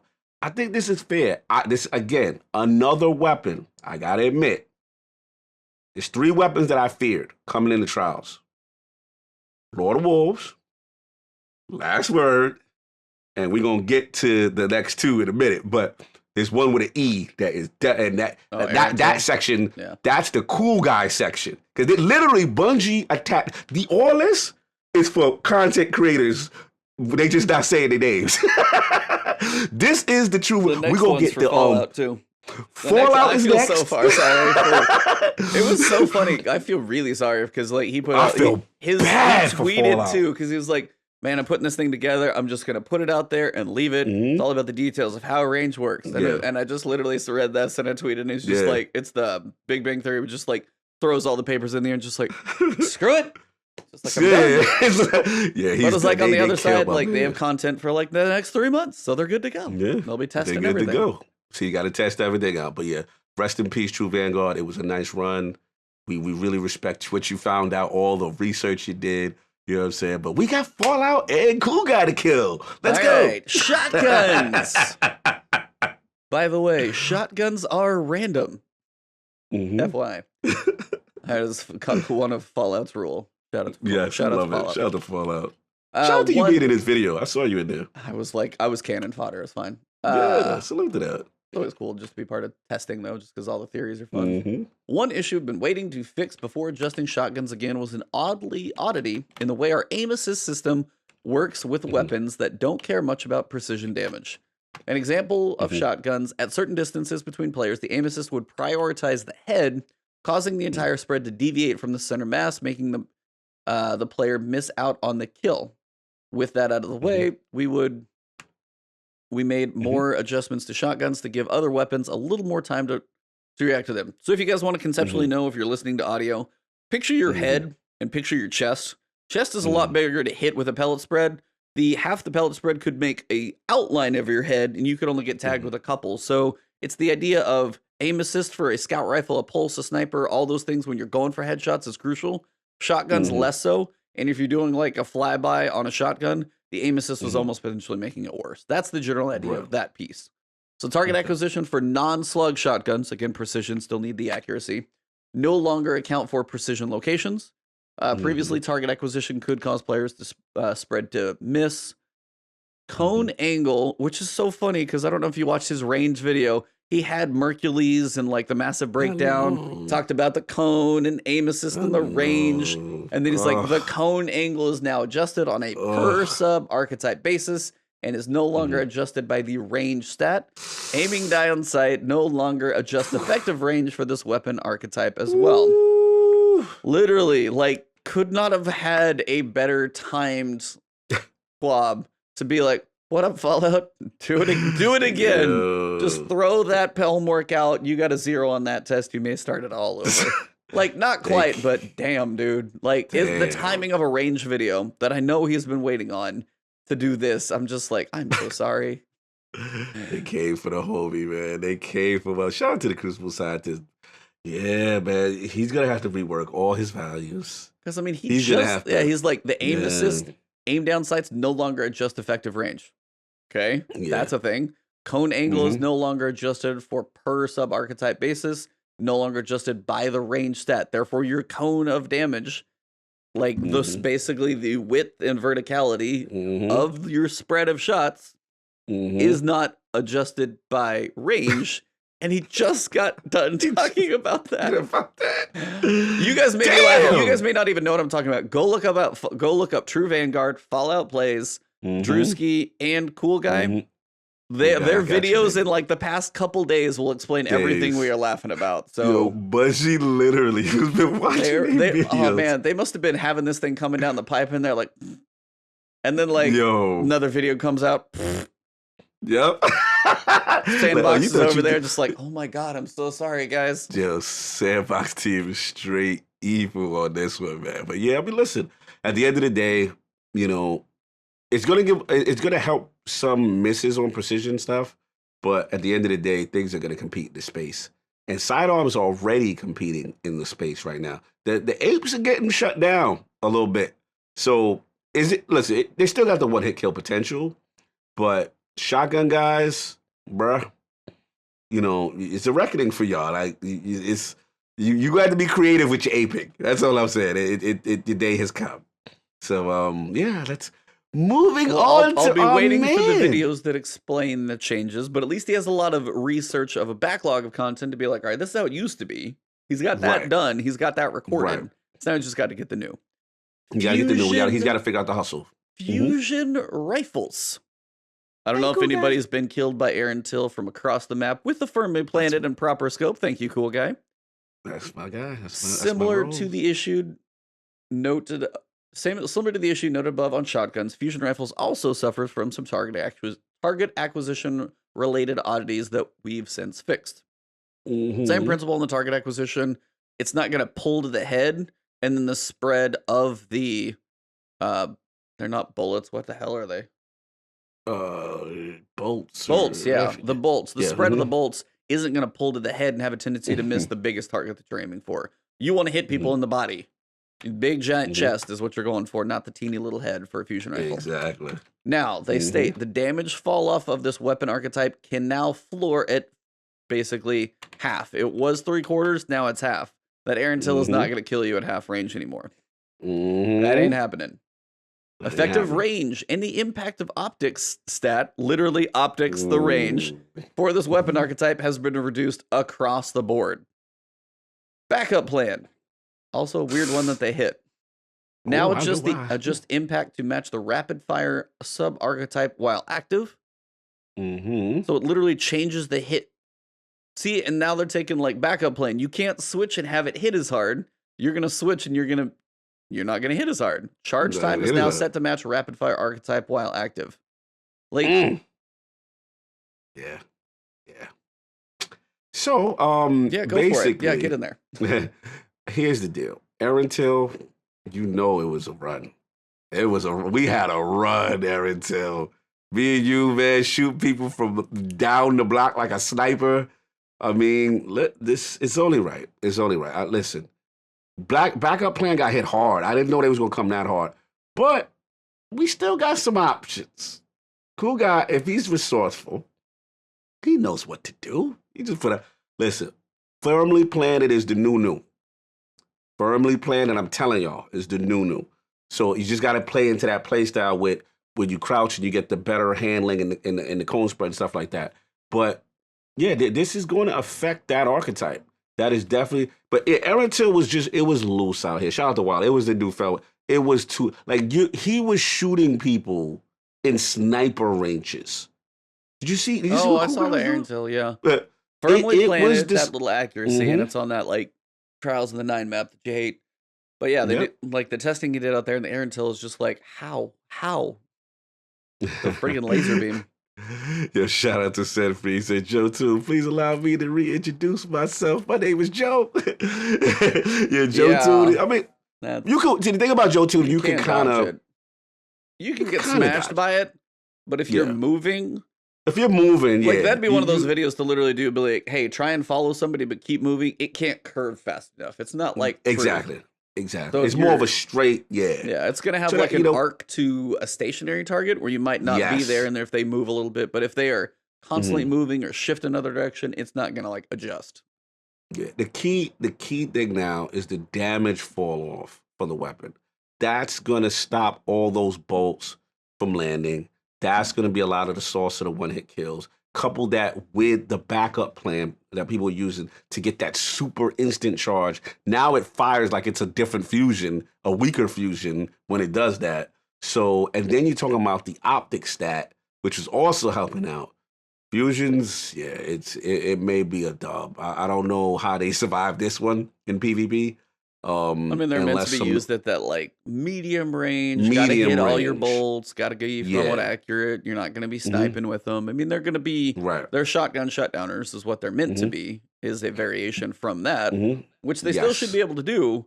You're just not going to like map me, as they state. Yeah. So shout out to Bajane Links. He's right though. If you got an errand till with firmly planted, if you change your playstyle, you're fine. You just got to shoot from crouch. So he's right. He's like, crouch walking all over the map, peeking corners from firmly planted snipers and fusions. Good. If you can play that way, that you're going to be fine. Firmly planted is going to be the new it's going to be helpful, but I mean, even when he goes over it, he's got like firmly planted and the scope. The scope's going to get hit. The range fall off is still going to be 25% heavier. So it's like firmly planted is going to keep you a little more accurate, but you're not going to be able to do what you could. Period. Right. You're not gonna be able to. Yeah, that's it. So that's just pretty much where it is right now. Oh, it's E's favorite meta gun, the auto rifles, the most complex, the most hardcore of the PvP guns. You want to take it away, sir? If my back didn't hurt right now, I would storm off of the screen. Literally. This coming from the guy who has 45,000 kills with my Go Figure. I'm not an auto rifle guy. You just hate them. There's a difference. You're like, auto rifles are easy mode. Pew, pew, pew, pew, pew. Oh, you're dead. Here we go. Someone that, must have complained to the right people and got his easy button wish. Let's go. Take it away. I'll take it away then. You do it. Some small tweaks have been made. Some small tweaks have been made to give auto rifles the small boost E needs in efficiency for the Crucible. Though they also influence PvE, the nature of the way Destiny's played tends to have semi-auto-based weaponry be more effective in general, and so we're compensating that for these tweaks. These are fairly modest changes intended to give auto rifles more of a chance in the open fight without attempting to drag the TTK of the entire game down. The following impact values have changed. High impact goes from 22 default to 35.2. So they stay, the default stays at the 22 body shot. Precision goes up big time with high impact. So if you get precision with your high impact auto, you're moving out here. Precision frame. So it looks like those default 17, stay 17. It goes up slightly, 27.2 from 25.5. Adaptives, those go from 15. Actually, body shots go up on adaptives, 15.75 from 13.75. And then the precision goes from 25 to 22. Now, I believe, don't quote me, if you auto rifle guys, you easy button guys, I'm going to tell y'all what the move is. I'm going to give y'all a hint. 600s. Dust them 600s off, y'all. Get the, get your, what you call it? Your, what's the Monte Carlos? Yeah, you know what I'm saying? You get those joints, you know what I'm saying? You're going to be moving out here. And then rapid fire, I believe these are the 720s. Those, all right, so those go up 13.4 to 12.5, and the precision goes up to 20.1 to 18. So steel feather repeater, you know what I'm saying? And possibly the new doctrine of passing. That's archetype. So right now, I mean, overall, nice little, not too crazy. You know what I'm saying? Misfit, yeah, shout out to Dramatic. Misfit gonna be lit. Yo, dust off the 720s and the 600s.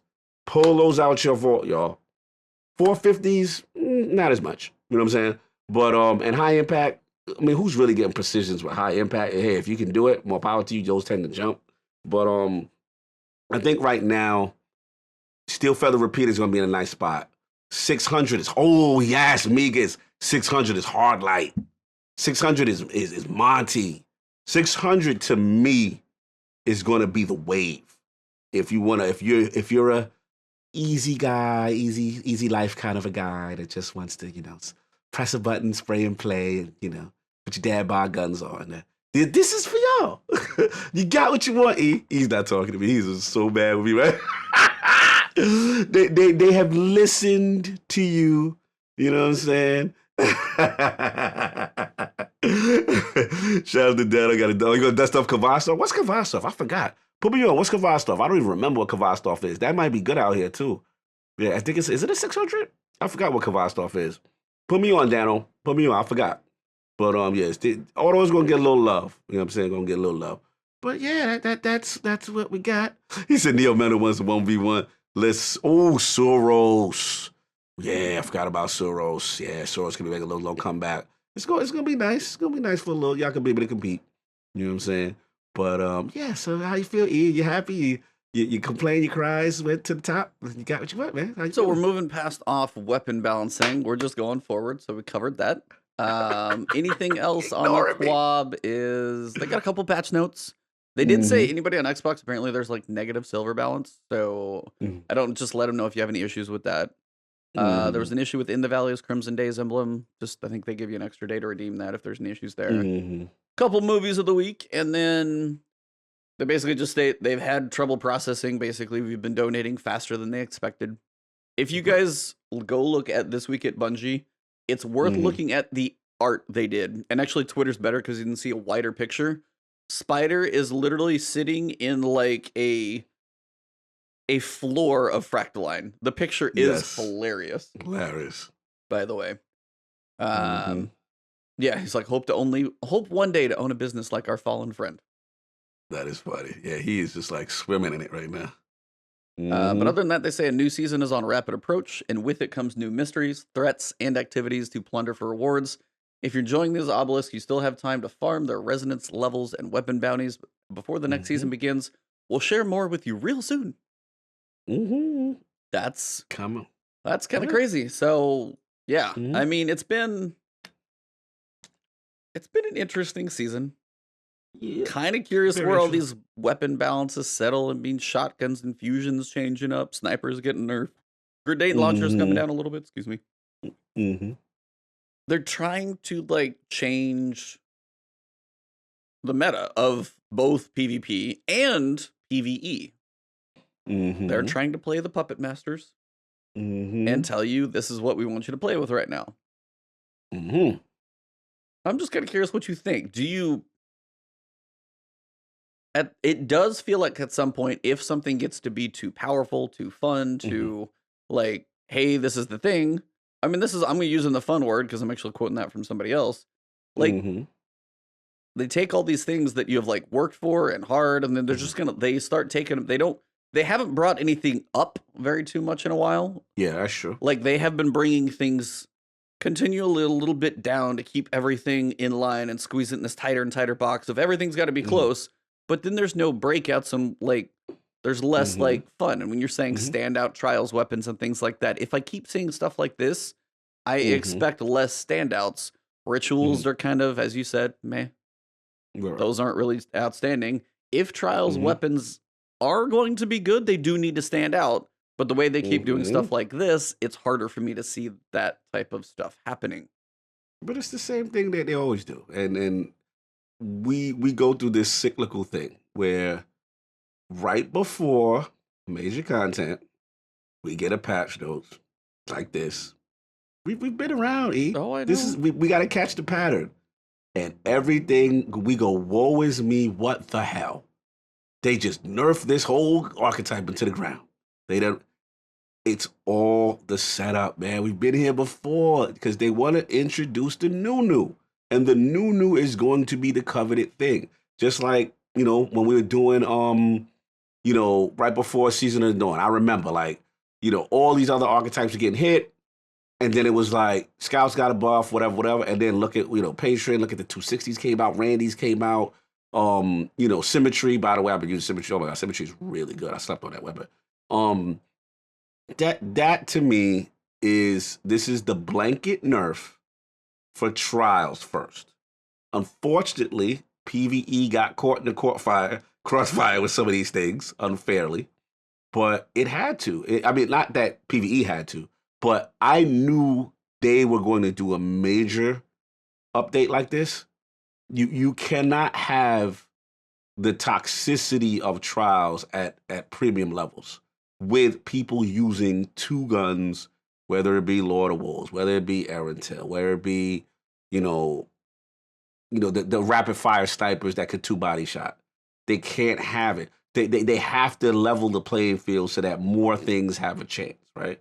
Now, to your point about the fun, right? And you're taking away my fun and, people that grind for this weapon, that's a valid point. I'm not going to say you're wrong with that. All I'm going to say is that they want to introduce new fun so that you covet that new fun, to grind for that new fun, that you're like, oh my God, this new joint, this is the new wave. It's typical loot shooter behavior that they do, where they want you to crave something new. You know what I'm saying? That's just what it is. Because the reality is, let's be real.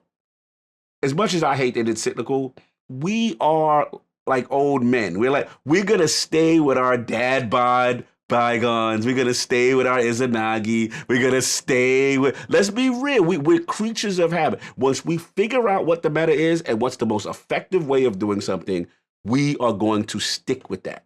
And it's their job to say, stop that. Try this. Do this. Try that. Do I like it all the time? No, I agree. Sometimes I do like to stay with these loadouts that I have a lot of fun with and stuff like that. But there is a part of me that says, you know what? It does get boring only using aggressive frame launchers. It does get boring only using that specific type of auto rifle. You know what I'm saying? I like that I'm using Scouts right now. I like that I'm trying Symmetry. That's just me. I'm a person that likes the meta. I love different things. So, as long as things, to your point, I know he's so mad with me. Oh, his face. Oh my God. He's seething. Oh, but by the way, if you guys are listening on audio, he's making stuff up right now. Just so you know. As long as things get brought up. And we did hear, call me if I'm wrong, are we getting an armor? Something's happening with armor too, they said next week. Some exotic armor rework, but I don't hold my breath on those because they have been pretty weak in the past. It's not, if they do like a full exotic armor rework, you could push me over with a feather because I do not expect that at all. Because there are so many exotics that are not used or like so specifically specialized that they don't stand out very much. Like, right. And this is, I get where I was getting to. I was listening to a little bit of Say No to Rage, and they were talking about it as well. And he was even talking about just the vast abundance of stuff and just kind of the way we've been this season. I'm going to go through like 500 weapon bounties a week if I actually find a good currency day. That's so many weapon bounties, potentially getting god rolls. Already have like 9 other seasons of potential good god rolls in there. Told you my vault is crazy. We have a couple major issues.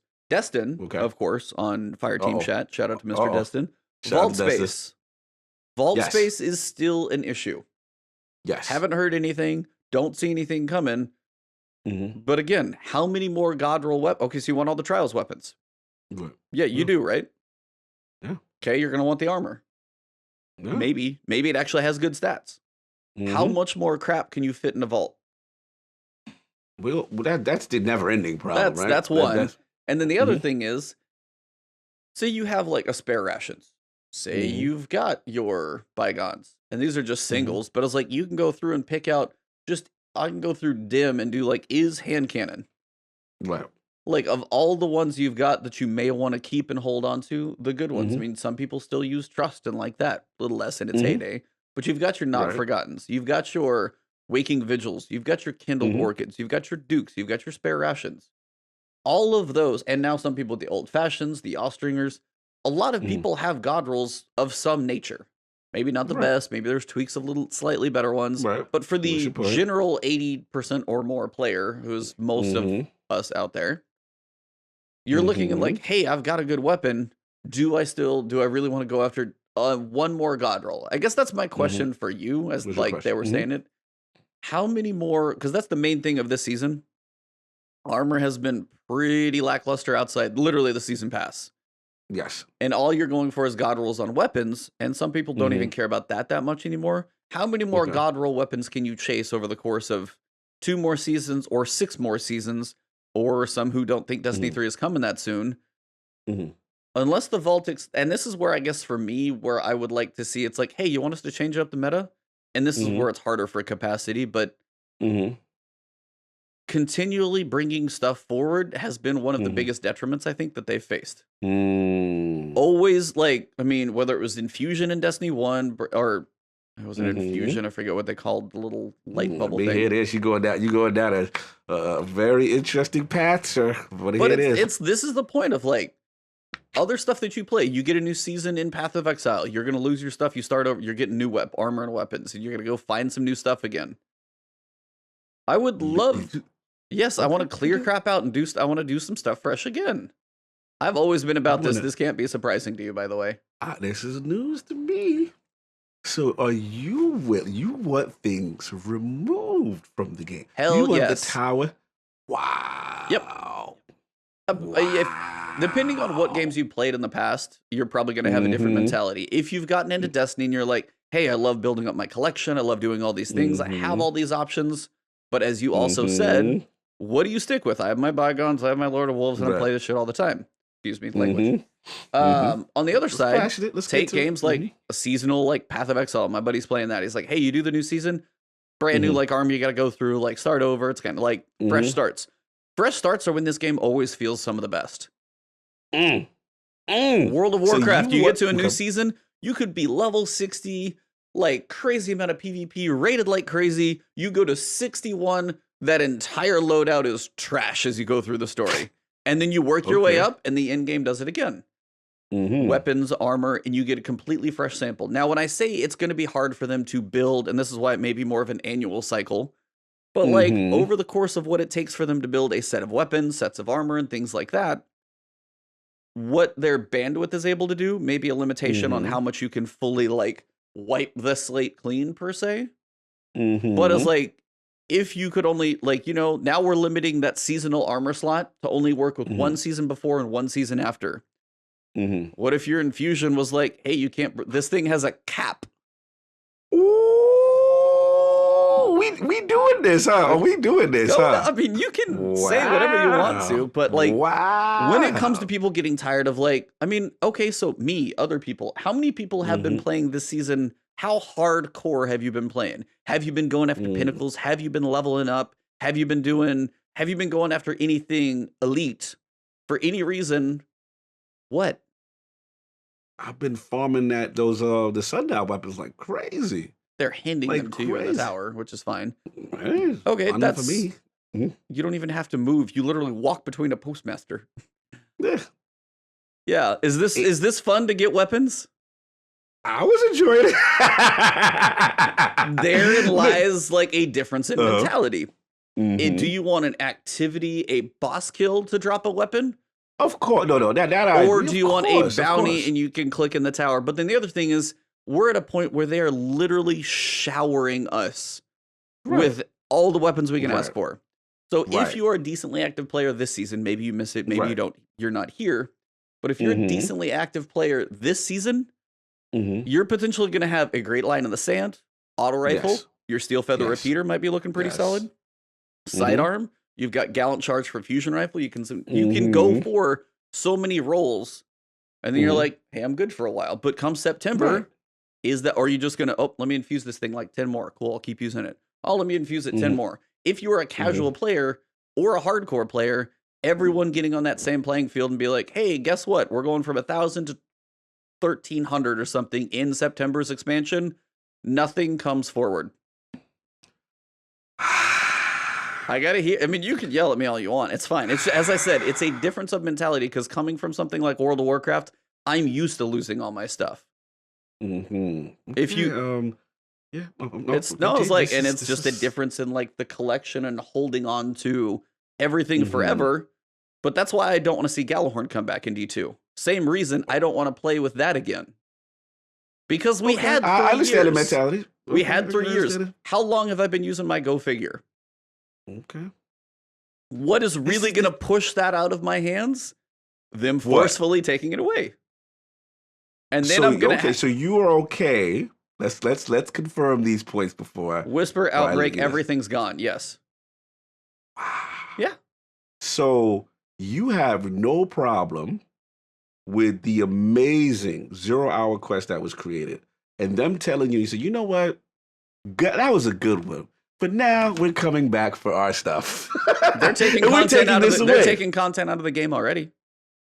Oh man, listen. Man. I mean, it's 0 hours been out for not going to be a year, but it will be a year come the summer. Whisper's been out for 2, and God knows how many nerfs and tranquilizer darts that thing has taken, so it's not quite what it used to be. And you had your fun with it. I will say the missions leaving, that hurts. The weapons leaving, the missions are a cool experience. I'm not going to argue that. But granted, on March 11th, no one's ever going to see the sundial. They're not going to see the corridors of time. So again, this is also in line with their mentality of taking stuff away. Okay, here's the problem with. Here's my problem. With you can have a problem. I was like, I will give you the experiences of the Whisper mission and the 0 hour mission. Those are cool missions. I have enjoyed those immensely. When's the last time you played it though? Yeah, I mean, but that comes with let's get to it because we're going to fight. Hashtag long point. That's fine. You can do it all day long. This is going to be a difference of opinion, but yeah, you can have your opinion about it. Wait, but of course, this is what we do with the last word. You get the last word, I get the last word. You know, that's how it goes. Here's where I struggle with what you're saying. In a looter shooter, where there is time investment, acquisition investment, and there's pride to the weapons that you acquire based on difficulty and things of that nature, right? I struggle with any game saying anything that I earned through gameplay, we're now going to take this away from you because guess what? We're not creative enough to create new metas. So we're going to artificially make a meta by taking hot stuff away and then adding some new stuff that basically becomes a cyclical thing. And I struggle with it. Now, I don't mind it at the start of a franchise. If you slap D3 on it and you give me all new, assets and you upgrade the systems and all that, yeah, you was able to get away with blowing the tower up once. You know what I'm saying? They're going to have to kill us next time. You know what I'm saying? Yeah. They're really going to have to kill us, actually. I think you cannot tell me, after I spent hours in a raid, hours in a dungeon, hours in... Now you're telling me my... I straight up can. No. You are not going to tell me who grinded for these things. You're going to tell the dude who did 15, 20 last wish clears that, you know what? Your 1K voices, that was a nice run. Yeah. In an annual cycle or max of 2, yes. So here's the experience from what I come from. World of Warcraft. Take a 40-person raid. First off, try and put 40 people in the same damn thing. That's hard enough to do. You want to know how that thing worked? You had a clan work 40 people through, and guess who got the weapon that you want to spend your time raiding, investing 8 hours in a raid trying to learn your first encounter of 10, mind you, and you spend weeks and weeks and weeks and weeks doing that. That's cute. Continue. Why are you saying that's any different? You can't laugh at that and say that's the same thing. What? All right, here's the thing. Why are you obsessed? No, I'm just saying this is this is an equal comparison. This is all I'm saying. You're saying, hey, you can't ask somebody to go through and put all this time into something and then make it either invaluable or take it away or however you do it. Right. Correct. That's literally what they do, and people have been playing World of Warcraft for over a damn decade. That's them psychopaths. That ain't Destiny. don't infuse that foolishness over here. All right, say your point, and then I'll say my counterpoint. So you take a raid, 40 people working on one boss. You get through one boss that week, you come back again. Hey, then you get through 2. And you want to know how getting gear in that works? There was 40 people in that group. You want to know how much that boss drops? 2 things for 40 people. Okay. So you can go through weeks and weeks of stuff, and then you finally get your first drop. Cool, I got my new piece. And the next thing you're saying it's going to go away in that game. And then I'm saying in the next, like, hey, if it was World of Warcraft and then it was Cataclysm, you went from level 60 to level 70. Everything you fought for in Molten Core, which was the big giant raid, is gone. When you went to Cataclysm, you out-leveled that thing. If it might have not been 61 if you had hardcore rated, but by the time you were level 62, didn't matter. Bro, why are you upset? To me, that's artificial satisfaction. Why are you obsessed with having to delete something to justify fun and gameplay? Why can't they coexist? Why can't we? Well, yeah, I know they about to revolt. Trust me, I'm gonna save him. I'm gonna save him because he done lost his mind today. But it's fine. He done lost his mind today. Go ask Dano the same damn question. It's fine. The Titan has officially bumped his head today, but we're gonna get him back on track. Now, here's the thing. In that game, that may work. Here's the problem. In Destiny, we have some of the best graphically, artistically looking guns. We have lore behind these weapons. You know what I'm saying? There is an emotional connection to these. You can make an argument that Destiny has the best guns in gaming from an aesthetic, functionality. Do you want to know what I went through for some of the weapons in World of Warcraft? The same principle. Weapons ain't messing with no Bungie weapon. Can we define the fact? Can we at least establish this common thing? That Bungie is the best game when it comes to shooting mechanics. I'm not arguing. I haven't argued that ever. Never have argued. So you're literally saying, hey, you know what, Bungie? You know what you do best? How you make guns feel great, sound great, and acquire great, and do these great. You know, we're going to take that away and then force the team to make new stuff. And you already complaining about bandwidth, right? I started this whole discussion with the bandwidth caveat. You remember that. I did state this would not be an easy thing to do. If you guys can hear the wolves out back, that's fine. Yeah, they hollered. Everyone's revolting on you today. Yeah, that's fine. Hey, this I will honestly say, shout out to all you guys. This is like more people we've had in chat in a while, so thank you guys for this one. This is great. This is great. It's getting heated on last word. Woo! Last words, get out of here. So, continue. I'm trying to keep it together, y'all. The bandwidth of Bungie, I understand they have limitations. They probably have enough room to do like, hey, we're making trials, we're making the PvE activity, we're making a set of weapons for trials, we're maybe revamping the escalation protocol weapons. That's what they have the capacity most likely for. At least it feels that way from what we've seen. I get that. But on either an annual or maybe every 2, some way, it's like you make it through an entire year. All right. This is where me and you may come together. All right. I found a solution. I found a middle ground. There has to be a point, especially if Destiny 2. I found a middle ground. I got you. Here's our middle ground. This is where I'll give you. First of all, you ain't taking nothing out of my vault, so you're going to stop that. All right? Stop that, Ebon. Stop taking stuff. They blew up the whole vault and you moved on just fine. This ain't D3. Stop taking stuff. Stop stealing. And you've been fine. Cheetah, get your paw out of my vault. All right, that's number 1. 2, you survived. We ain't gonna take. We ain't gonna take. This is what we gonna do. We gonna go House of Wolves. Remember before Infusion and all that, right? What we could do on an annual basis, we could say D2 vanilla weapon pool. You depreciate. So whatever the new light level is, you stay. So that's Better Devils, Midnight, whatever. What's the Scout? You're literally describing what I'm talking about, but keep going. But you're saying take. That ain't gonna fly. You can still exist, but you know the light level. Remember how it used to be in D1 with a light level? Okay, then that's the same principle of like holding an old piece of armor in World of Warcraft. They didn't take it away. I'm more saying just like make it useless.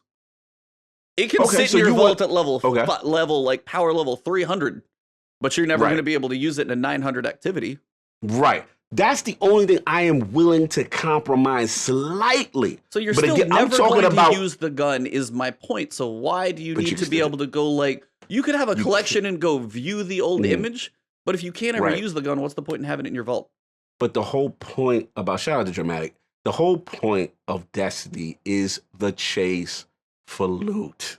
That is the key component of what makes Destiny fun. We spend all season long getting loot. We spend seasons and seasons and seasons getting loot. If I have a vault overflowing with loot, I've got a crap ton of it. Yeah, but the problem is the vault. You don't have to nuke the loot. No. You can increase the vault. We have two. How many more ways are they going to be able to make perks? How many different things are they going to be able to add? How many more ways can they freshen this up? I got one. Did you see the TWAB today? It's called new meta. It's called you know what? It's called you're using only this. So guess what? You could still use only that, but it's not going to be the #1 effective thing. That's what a sandbox is for. Don't mess with that. I like this. This is fun. This forces us to try different things. That's at the end of the day, that's what it's about, because people are going to find the most effective things all the time. You don't necessarily have to take. Just say, hey, that way you're doing stuff, guess what? There's another way, and it's just as good. Just try it. That's really what this is. Meta is coercion. Let's call it what it is. This is coercion. This is like, yo, we know you want to use that as a Nagi, but guess what? If you move your hand over and pull this out your vault, right, that you clearly have, because this other fact, you've got a ton of stuff that now you could dust off and try. That's what makes the game fun. You're using the assets that you have, right, and reinvigorating it. And now say, oh, this is sexy now. Okay. How are you reinvigorating it when you're nerfing damage and you're changing You're reinvigorating classes and archetypes that weren't getting used. That's because you still can't avoid that. Even if we do your thing and we delete and get rid of this and get rid of that. These are very, very different arguments, by the way. They are, but they're still connected on some level, because if you delete stuff and say, we're going to take that away, the community is going to find the best stuff all the time. That still doesn't solve meta issue. That's the meta to me is where you make more of these changes and introduce things. Remember when nobody was even using grenade launchers? Do you remember that? Remember when grenade launchers were a laughing stock? These are different arguments at this point. We're talking about Sandbox being in a good place, whether it's a brand new grenade launcher they built or not. Those are not the same argument as carrying that same one grenade launcher that you had forward. Here's the issue. I have that rock grenade launcher from a long time ago with full court and spike, and it's an adaptive frame. Right. Why from 2 years ago is that going to be valid? But you weren't using it. But you weren't using it. I'm fully aware, so I shouldn't even be able to use it. You were using aggressive. You were using Swarm of the Raven. You weren't using it. Now they're giving you a reason to use it. What's wrong with that? What's wrong with dusting off the old, going in the attic, dusting some stuff off and say, yo, this is some cool clothes? Because it's stuff we've already had for 19 months or however long we've been at this thing, and it's not a it's not a new drop. Why did the drops in the game, if you want the drops in the game to matter, the old stuff cannot be relevant forever? Here's the thing. In the long game, yes, there has to be a cutoff. Yes. But that's my whole point. But you can't do this every season. I never chopping the head off.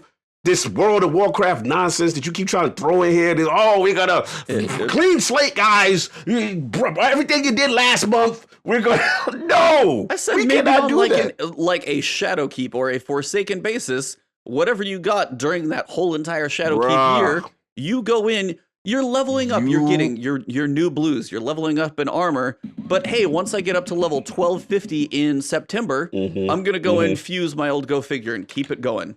Because pulse rifles are still decent. Spidey Central said it best. The cutoff is D3.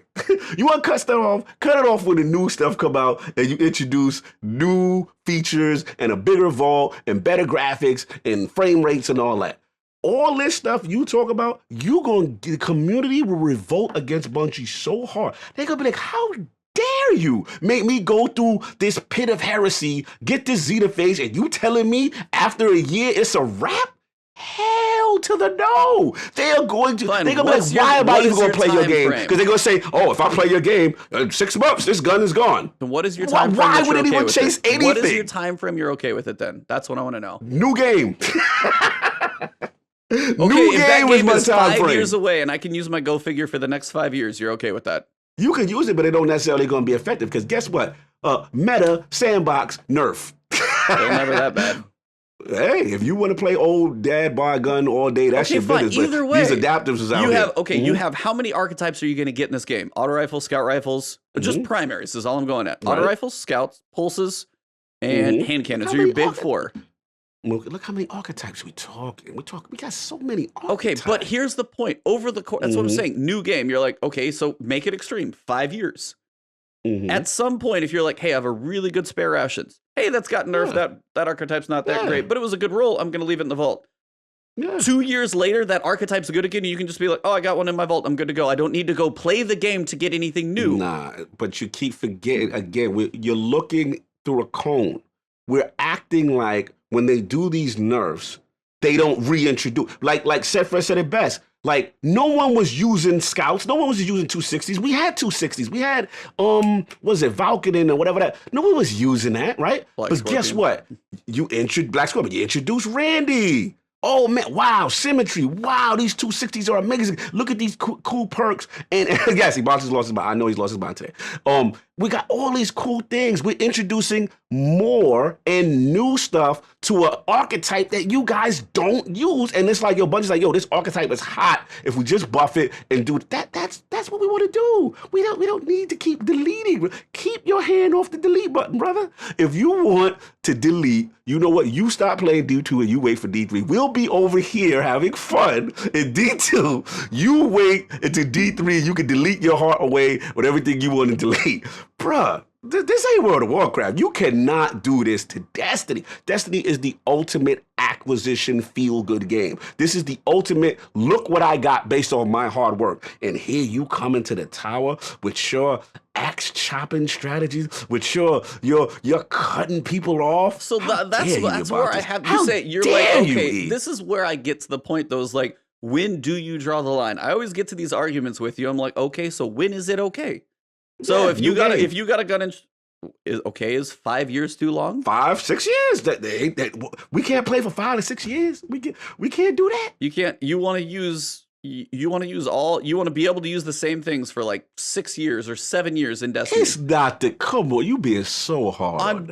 I'm trying to make an extreme point here to figure out where, like, how long is too long? Where do you draw the line in the sand? When do you finally feel like that shift forward where you get a refresher? Hey, this is what we're going to do. Me and you are going to have a sit down. I'm going to show you this great gun called Symmetry. I'm going to show you this amazing gun called the Mountaintop. I'm going to show you a perfect roll paradigm. I literally I'm have gonna all have you change of those. out, but do you use it? See, that's what I'm worried about you. I don't think you are this is your dad bod stuff I've coming been using through here. Randy's throwing knife the entire season, by the way. I haven't touched my go figure. So all right, so that's the new. That's what's in what the. yeah, because it's all right, got what's your energy anti-barrier slot? rounds. What's your energy slot? Let's get to it. What's the energy That slot? one varies. It really depends well, on what we're doing. Guns. Give me some guns. I mean, What you sometimes using? you got Subtle Calamity if I'm going for like Unstoppable. So I got bows. What is the right side of wrong? Okay, Oh, it's a solar pulse. yeah. I was like, there are things. But again, that right side of wrong, you want to know when I got it?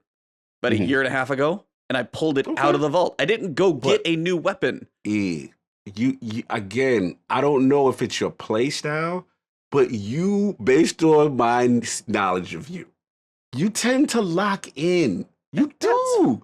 Okay. This is an E issue. This is not, we got a nuke Destiny issue.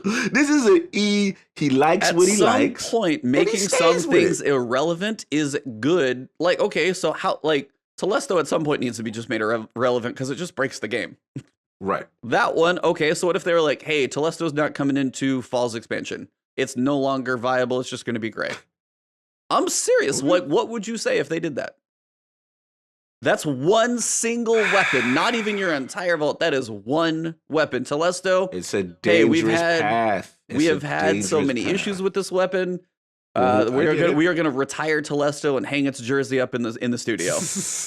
You can't do it in a loot acquisition game. You can't. You are literally you're smacking the face. You're smacking the face of the people who buy your game and go acquire these weapons. But think about the guy who got the Telesto Catalyst. That means he ran, Eater of Worlds to do all this foolishness to get that. And how old is that content? Oh, it doesn't matter. You are disrespecting time investment. You cannot dude, that's literally, that is so pissing off your consumer. That is the ultimate disrespect. You cannot do that. See, this is not disrespect. That is Yes. the wrong. No, it's not. You're telling a person, you know what? The hard work What if that you you got put in. Fortnite the day so before what? the island blew up? And you're like, oh, this is cool. Oh, where'd it go? Stop comparing these whack games to Destiny, because Destiny is the king. So we're going to stop that. You got There to are compare another so many shooter. other games. Mm-hmm. There are so many other types of games that you can use for points of reference when it comes to, it's not like, hey, my vault is going to be overflowing and I've always got all these weapons and I've got the Whisper and these other things and they're always there. And hey, snipers are good again. I'm going to pull the Whisper out even though I got it 4 years ago. Like, okay, take Whisper, a beloved gun by me. Why do we, all right. Why does taking the gun away, what does that solve? What if Whisper's gone, how is the game better? That's what I want to explain to me. How the light comes down and everybody's like, yo, it's gone, y'all. The new game, oh my God, game's amazing now. How is the game amazing? Please explain this to me. And this is again where it comes to their bandwidth of development. If they were able to make an entire new slew of weapons for Vanguard, for Crucible, for whatever couple activities we've got, the new raid has its own set of weapons. All those are new weapons. When you go into, say, like, to 2021, they have the capacity to basically make Vanguard, Crucible, every vendor, every planetary vendor, all those things have brand new sets of weapons. So Whisper's holding that back. Whisper is holding the production. No, let me finish the point. Okay. You get a full slew of new exotics in there and stuff like that. But you guys are terrible, by the way. No, because we're watching you destroy Destiny, but we just want to see where this is, how far it goes. Which I want to hear. So you have an entire slew of like 30 new exotics. You have 100 new weapons. You have a full slew. This is where again the development part comes in. But you're making new weapons, right? Which they're currently doing now. How are these any different from keeping Whisper? I'm not saying and introducing these new characters. They're different. I'm saying they're fresh. So you just want no old assets. That's a different argument. That's a different argument. I never said literally go to your vault and click delete. I said go to your vault and say... You said take Telesto and you said delete. Okay, fine. Archive. Unusable. Why must it be unusable, fam? Why so can't every single what thing if I you get, love it? Every single thing that you get in the game, every single drop is brand new. But you're holding on to that beloved weapon. How many of those are you going hold on to? You just said you love it. You just said you love it. But that's a subset of people. There are people who are going to gravitate towards the new. Why can't both coexist? Why must the definition of success means go take this from you? Take my stuff from me. If you want that you're the one who didn't want the vault blowed up in the first place because you wanted to keep every gun you got in D1. You still want your Fatebringer, don't you? I wouldn't mind if it came. I wouldn't be upset. To me, a Fatebringer comes back. So for me, if Fatebringer came back, that would be. You'd be pissed. I would be pissed. Because it's like, it's a D1 gun. We've had it for 3 years. It was God. I don't want Gjallarhorn back for the exact same reason. So it's like the things that we have for so long, at some point, most of us are going to get stagnant with it. Now, they're going to try and shift it with the meta, but at some point, I'm saying extremely 5 years down the road, you can only shift the meta so many times. You're not being fair. You're being very unfair. You're a very bad cheater today. Okay, first of all, bad cheetah. Let's talk about this. But you gotta explain why. Let me tell you why you're a horrible cheater. This is okay. Fine. Just answer me this. Horrible cheater. We're gonna talk new. We're gonna go on your point. New. Today's yes, new. Dano, I want to take your stuff. I want to blow up everybody's vault again. Yes. Let's talk about this. Let's talk about the sun. Let's go each content. Exotics, sundial, all that. Patreon of the Saint. We got 200 RPMs out here moving. 200 RPMs was not moving at all, right? We got 260s, right? With Randy's, Symmetry, moving. We got a new archetype of a grenade launcher, Martyr's Retribution, moving. We got Line in the Sand. Yes. New Line in the Sand, new perk, Firing Line, moving. Old perk, you know what I'm saying? New gun. Okay. New gun, right? But it's not an old perk, new perk. Line in the Sand is new. I had Well, it. I'm saying there's I had it fire before in this. the line. I had Fire that in line before is this new. season. Who had fire in line? What gun had fire in line? It's the old Was it sniper Sniper? from Drifter. Oh yeah, no, you're right. You're right. I was Fire in like, line, I've but it had that. moved over to a new archetype, right? It moved over to a new archetype. You are Okay. correct, right? We got we got repeater, right? The sidearm, right? We got the auto, right? Then we got breach light. Yeah, Sidearm, okay, right? yes, you can list off all the weapons. I know them. Wait. What's All the these point? weapons are either in an archetype that was unused, brand new, and now super effective, right? Then we got symmetry, a brand new exotic, brand new perks. What gun move like symmetry? None. I understand that. Devil's Ruin, brand new exotic. What gun But acts and how behaves long like that? do you want those still to be able to be infused in the game? 5 years from now? That's all You I'm just saying is like, all I'm saying is when is there a point where give me just a time frame where you Mhm. feel it's okay for things that you have from Mhm. year 1 of Destiny 1, Mm-hmm. or at least random rolls, so Forsaken, that's year 2. Right. Right. When is something from year 2 and Forsaken, if it's a beloved Mhm. gun, you enjoy it, Mhm. even if the meta goes up and down, hey, it's in the meta, hey, it's not in the meta, hey, it's in the meta, hey, it's Right. not in the meta. Those Mhm, are going to mhm. fluctuate. They can build perks, stuff like that. At Mhm. one point, do you say Forsaken weapons cannot be infused up? Or do Why is you that the ever? measure of success of the game? Why does that fix fun in the That- game? I never. How does that fix fun? By taking this away, right? How does that make the game better? That is a very That's what I different wanna art. know. That's not the same thing. Like the That's what I stop wanna know, though. mechanics, like those are completely different arguments over guns. I'm just saying, like, how many more god rolls are you good? Like, how many more weapons do you want to keep? Like, okay, so say this season you can literally go after a god roll for every single weapon. Right. You get them all. You've got some options to deal with going into next Mhm. season. What if Mhm. next season? So what do we have right now? What if they go with sidearms? You got breach light. Mhm. Auto rifles. You got steel feather repeater. That's fine. Mhm. But Continue. what if Continue. on the other side of it, you're like, I'm gonna go pull out I have a great scathe lock roll. If I actually had one, Mhm. I don't. But say Right. I did, and it's in that Mhm. right archetype. Should that thing still be worthwhile? That scathe lock, Yeah. if it's got a good roll, or is there a point where it's okay to let that thing not continue to come forward Mhm. at some point? That's all I've been trying to get at you. Is there a point, or you're just like, I want every gun that ever drops in Destiny 2 to be available for me for 5 years from now? Yes. Yes. That's all you want. Why not? We've got so much variety. We've got so much of. Why are you forcing me to go to one restaurant? Why can't I have one day a cheeseburger, one day a hamburger? Why am I locked in to your cheeseburger? And then now you telling me This I is can't order coming this from no the more? guy who's like, I know what Bungie wants, and Bungie wants us to do these certain things. What if Bungie Right. wants you to get rid of what you got right now and use their new stuff they make? 2 years from That's now, what they they're make doing it with the completely meta. new. That's But I'm what they're just doing with saying, the like, meta. what if I'm posing this mostly as hypothetical. If they Yes. literally said 2021, it's Mhm. not D2, it's not D3, Mhm. but when you guys like log in, Did they the depreciate the vault, old stuff? yeah, like they archive it. You can see you Mhm. had those things previously, but they're Right. never going to be strong enough to fight a 1250 raid. Right. Is They've done this before. Yeah, and that's what I'm saying. Like, that's all? I'm not going to blow up your vault, guys. You He's could gonna go blow the look vault. at it, but say you can't use it. He It want may us as all well be the playing same World of thing. Warcraft, y'all. No. All I'm saying is at some point, Mhm. if you draw a line in the sand, literally the gun, to say, after this point, these guns cannot keep coming forward.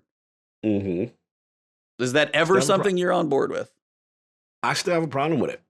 I still have a problem with it because My you're headset's dying, by the way. Okay, all right, we'll get it. Oh, you dead? You can't hear us? Damn, he's done. The Bungie gods got him. They got him, y'all. They've done. They shut him down. Yeah, I can hear you, but I know you probably Yeah, can't hear me. okay. Look, at the end of the day, I will make it quick because at the end of the day, this is choice, this is investment, and it is disrespectful to, in my opinion, to a player investment to say you can no longer use something that you earned, that you blood, sweat, and tears for. You grind it. That to me does not coexist morally. Now, if you want to say, "Hey, we're You're doing getting this into like for a new," disrespect and moral arguments, dude. It is a video you're game. you're disrespecting player engagement. You're telling the player all your hours of acquisition means nothing because that what you covet, we're taking it away. And that I have an issue with that. In a game that is based upon loot and the acquisition What do you think of it. every game I've described as World of Warcraft was based on loot? You're mentioning this one stupid game that's not Destiny and is not better than Destiny. Diablo's based on loot. You get to a new season, you're not going to use your old stuff. That's them. They're not living like Destiny's living. All these games, besides, I'm not going to disrespect World of Warcraft. World of Warcraft is the GOAT. It's been around. I get it. But in the console space, name a game that has the longevity of Destiny. Clearly, they're doing something right. I didn't argue they aren't doing a crap ton of stuff right. Clearly, way they're doing it got us still podcasting and still playing this game. So there's some hold on, let me finish. There is some addictive quality that makes us keep playing this. So if you're taking away loot and the way guns feel and the way they shoot and the awesomeness and you know how prideful people are when you go into the time like, yo, where did you get that? I got that from this activity. I got that from that. Man, I got to go grind that activity. Now that means nothing because you're like, all right, erase, getting that out of there. If you want to do that, make a new game. That's all I'm saying. Say, here's D3 and this is why you can't bring that back. That's what they did with D2. And everybody got over it. That's when you're okay with it. It's just D3. Give me functionality, more memory, bigger vault, better graphics, better frame rate, field of view, bigger matchmaking activities. Then you could take stuff away. You can't take stuff away and not give me any better gameplay experience and just say we're doing it for this is spring cleaning now. Spring cleaning, y'all. All that's we're not buying that. Let me keep my choice, man. You made me grind for this. You made me. How dare you, Bungie? How dare you? Don't listen to E. This is the longest ever. I'm done. I know we could go on and on. He feels strongly about it. I do understand some of his points. You know what I'm saying? Okay, just before we go, for those of you guys in the chat, yes, put a number in chat in the number of years that you still want to be able to use the same gun you can use right now. That's literally all I want. If it's for chat, no, I'm like, if it's 1, 2, 3, 4, or you guys put 100 out there, you just don't really care. It doesn't matter. Just throw that number in chat. How much longer do you want to be able to use a gun from Forsaken that was a random roll? Right. Just how long do you think it should go for? That's all I want to know. There's some ones and some 2000s. He said, what's the number for infinity?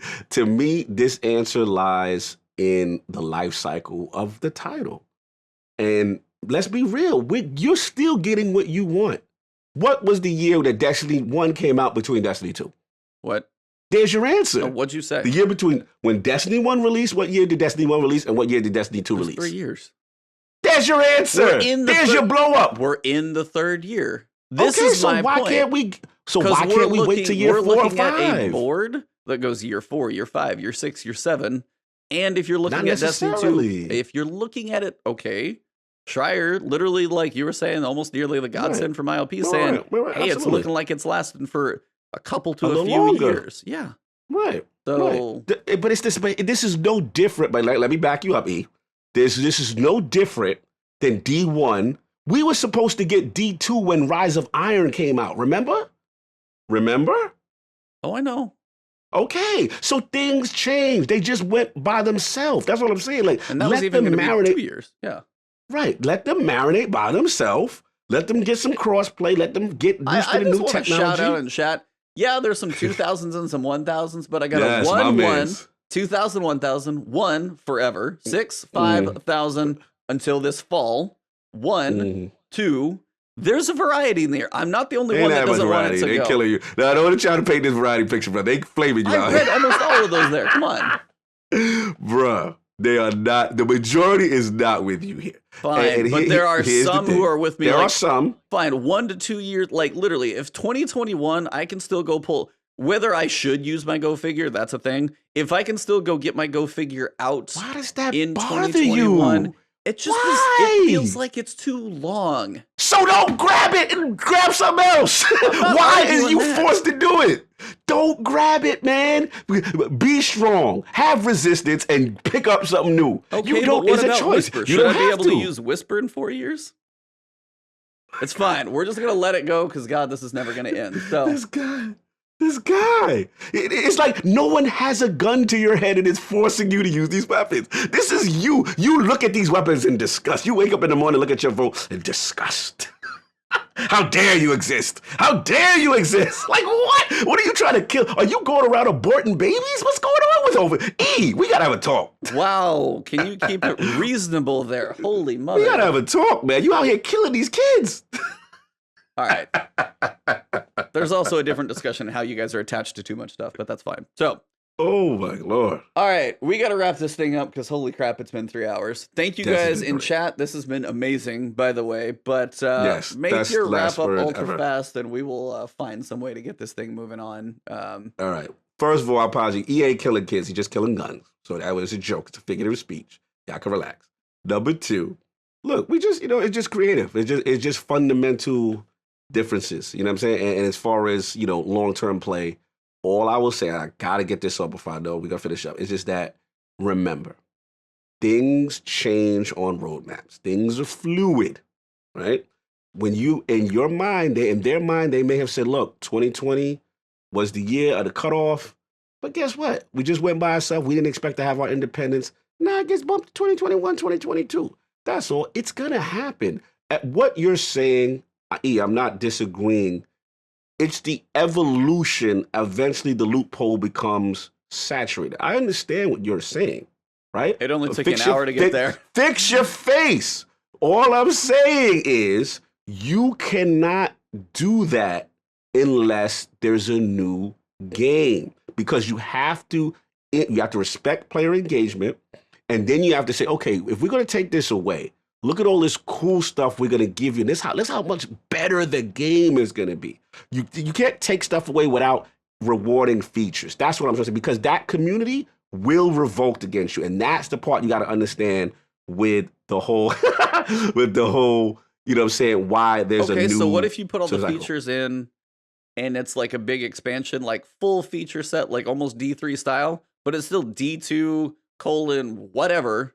But it's literally almost like a D3. They do crossplay. They do new features. They do Gambit Ultimate Prime craziness. And then, there's trials in there, and you've got new Crucible modes. You better come out with the statement. Okay, that's, again, this is the same thing. If it's in the game and they do it that level of a change, that's when you just said you're okay with it. But then if it says D2... I'm not okay with it. I'm be honest, I'm not. So they have to force you to... They have to force me. They have to force me.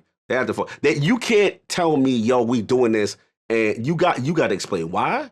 You got to explain the whole bit, and you have to impress me enough to make me continue playing. If you're gonna take away and you don't impress me, and these features I feel are minimal, then why am I gonna play your game when you're gonna take a gun away from me in like a month? Like I can't go to that. It's too much investment with these characters. We are connected to these characters. That's what it ultimately comes down to. Anyway, fun.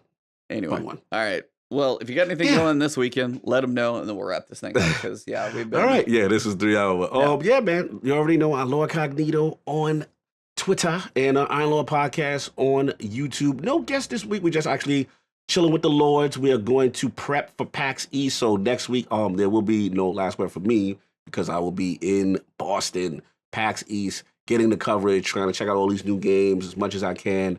And yeah, man, that's pretty much it. And hey, hashtag save the guns, man. Hashtag that's what I'm running with. Hashtag that's just going to be in my Twitter. I'm going to kick you. Hashtag save the children, save the guns, save the guardians. You know what I'm saying? I'm pro-life. Anyway, so for me, you guys know Ebontis, Twitch, Twitter, YouTube.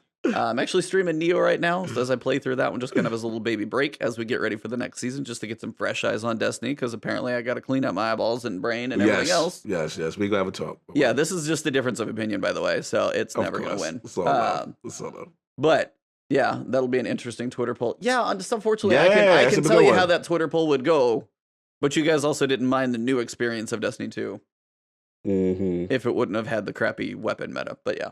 All right. Well, thank you guys very much. This has been episode 91. It has been a hilariously long one, but thank you guys. Have an awesome one. I'm going to send you guys over to Drewski. Speaking of one of you guys who you should check out, awesome PvP guy. Definitely had one of those videos, and he's going to have more to talk about as well. So from us here at the Last Word Podcast, it is February 21st. This episode has been awesome, hilarious, fun, good times, laughter, a little crazy opinions, but that's good on both sides. So thank you guys. Have a great one. And for us, it has been The Last Word.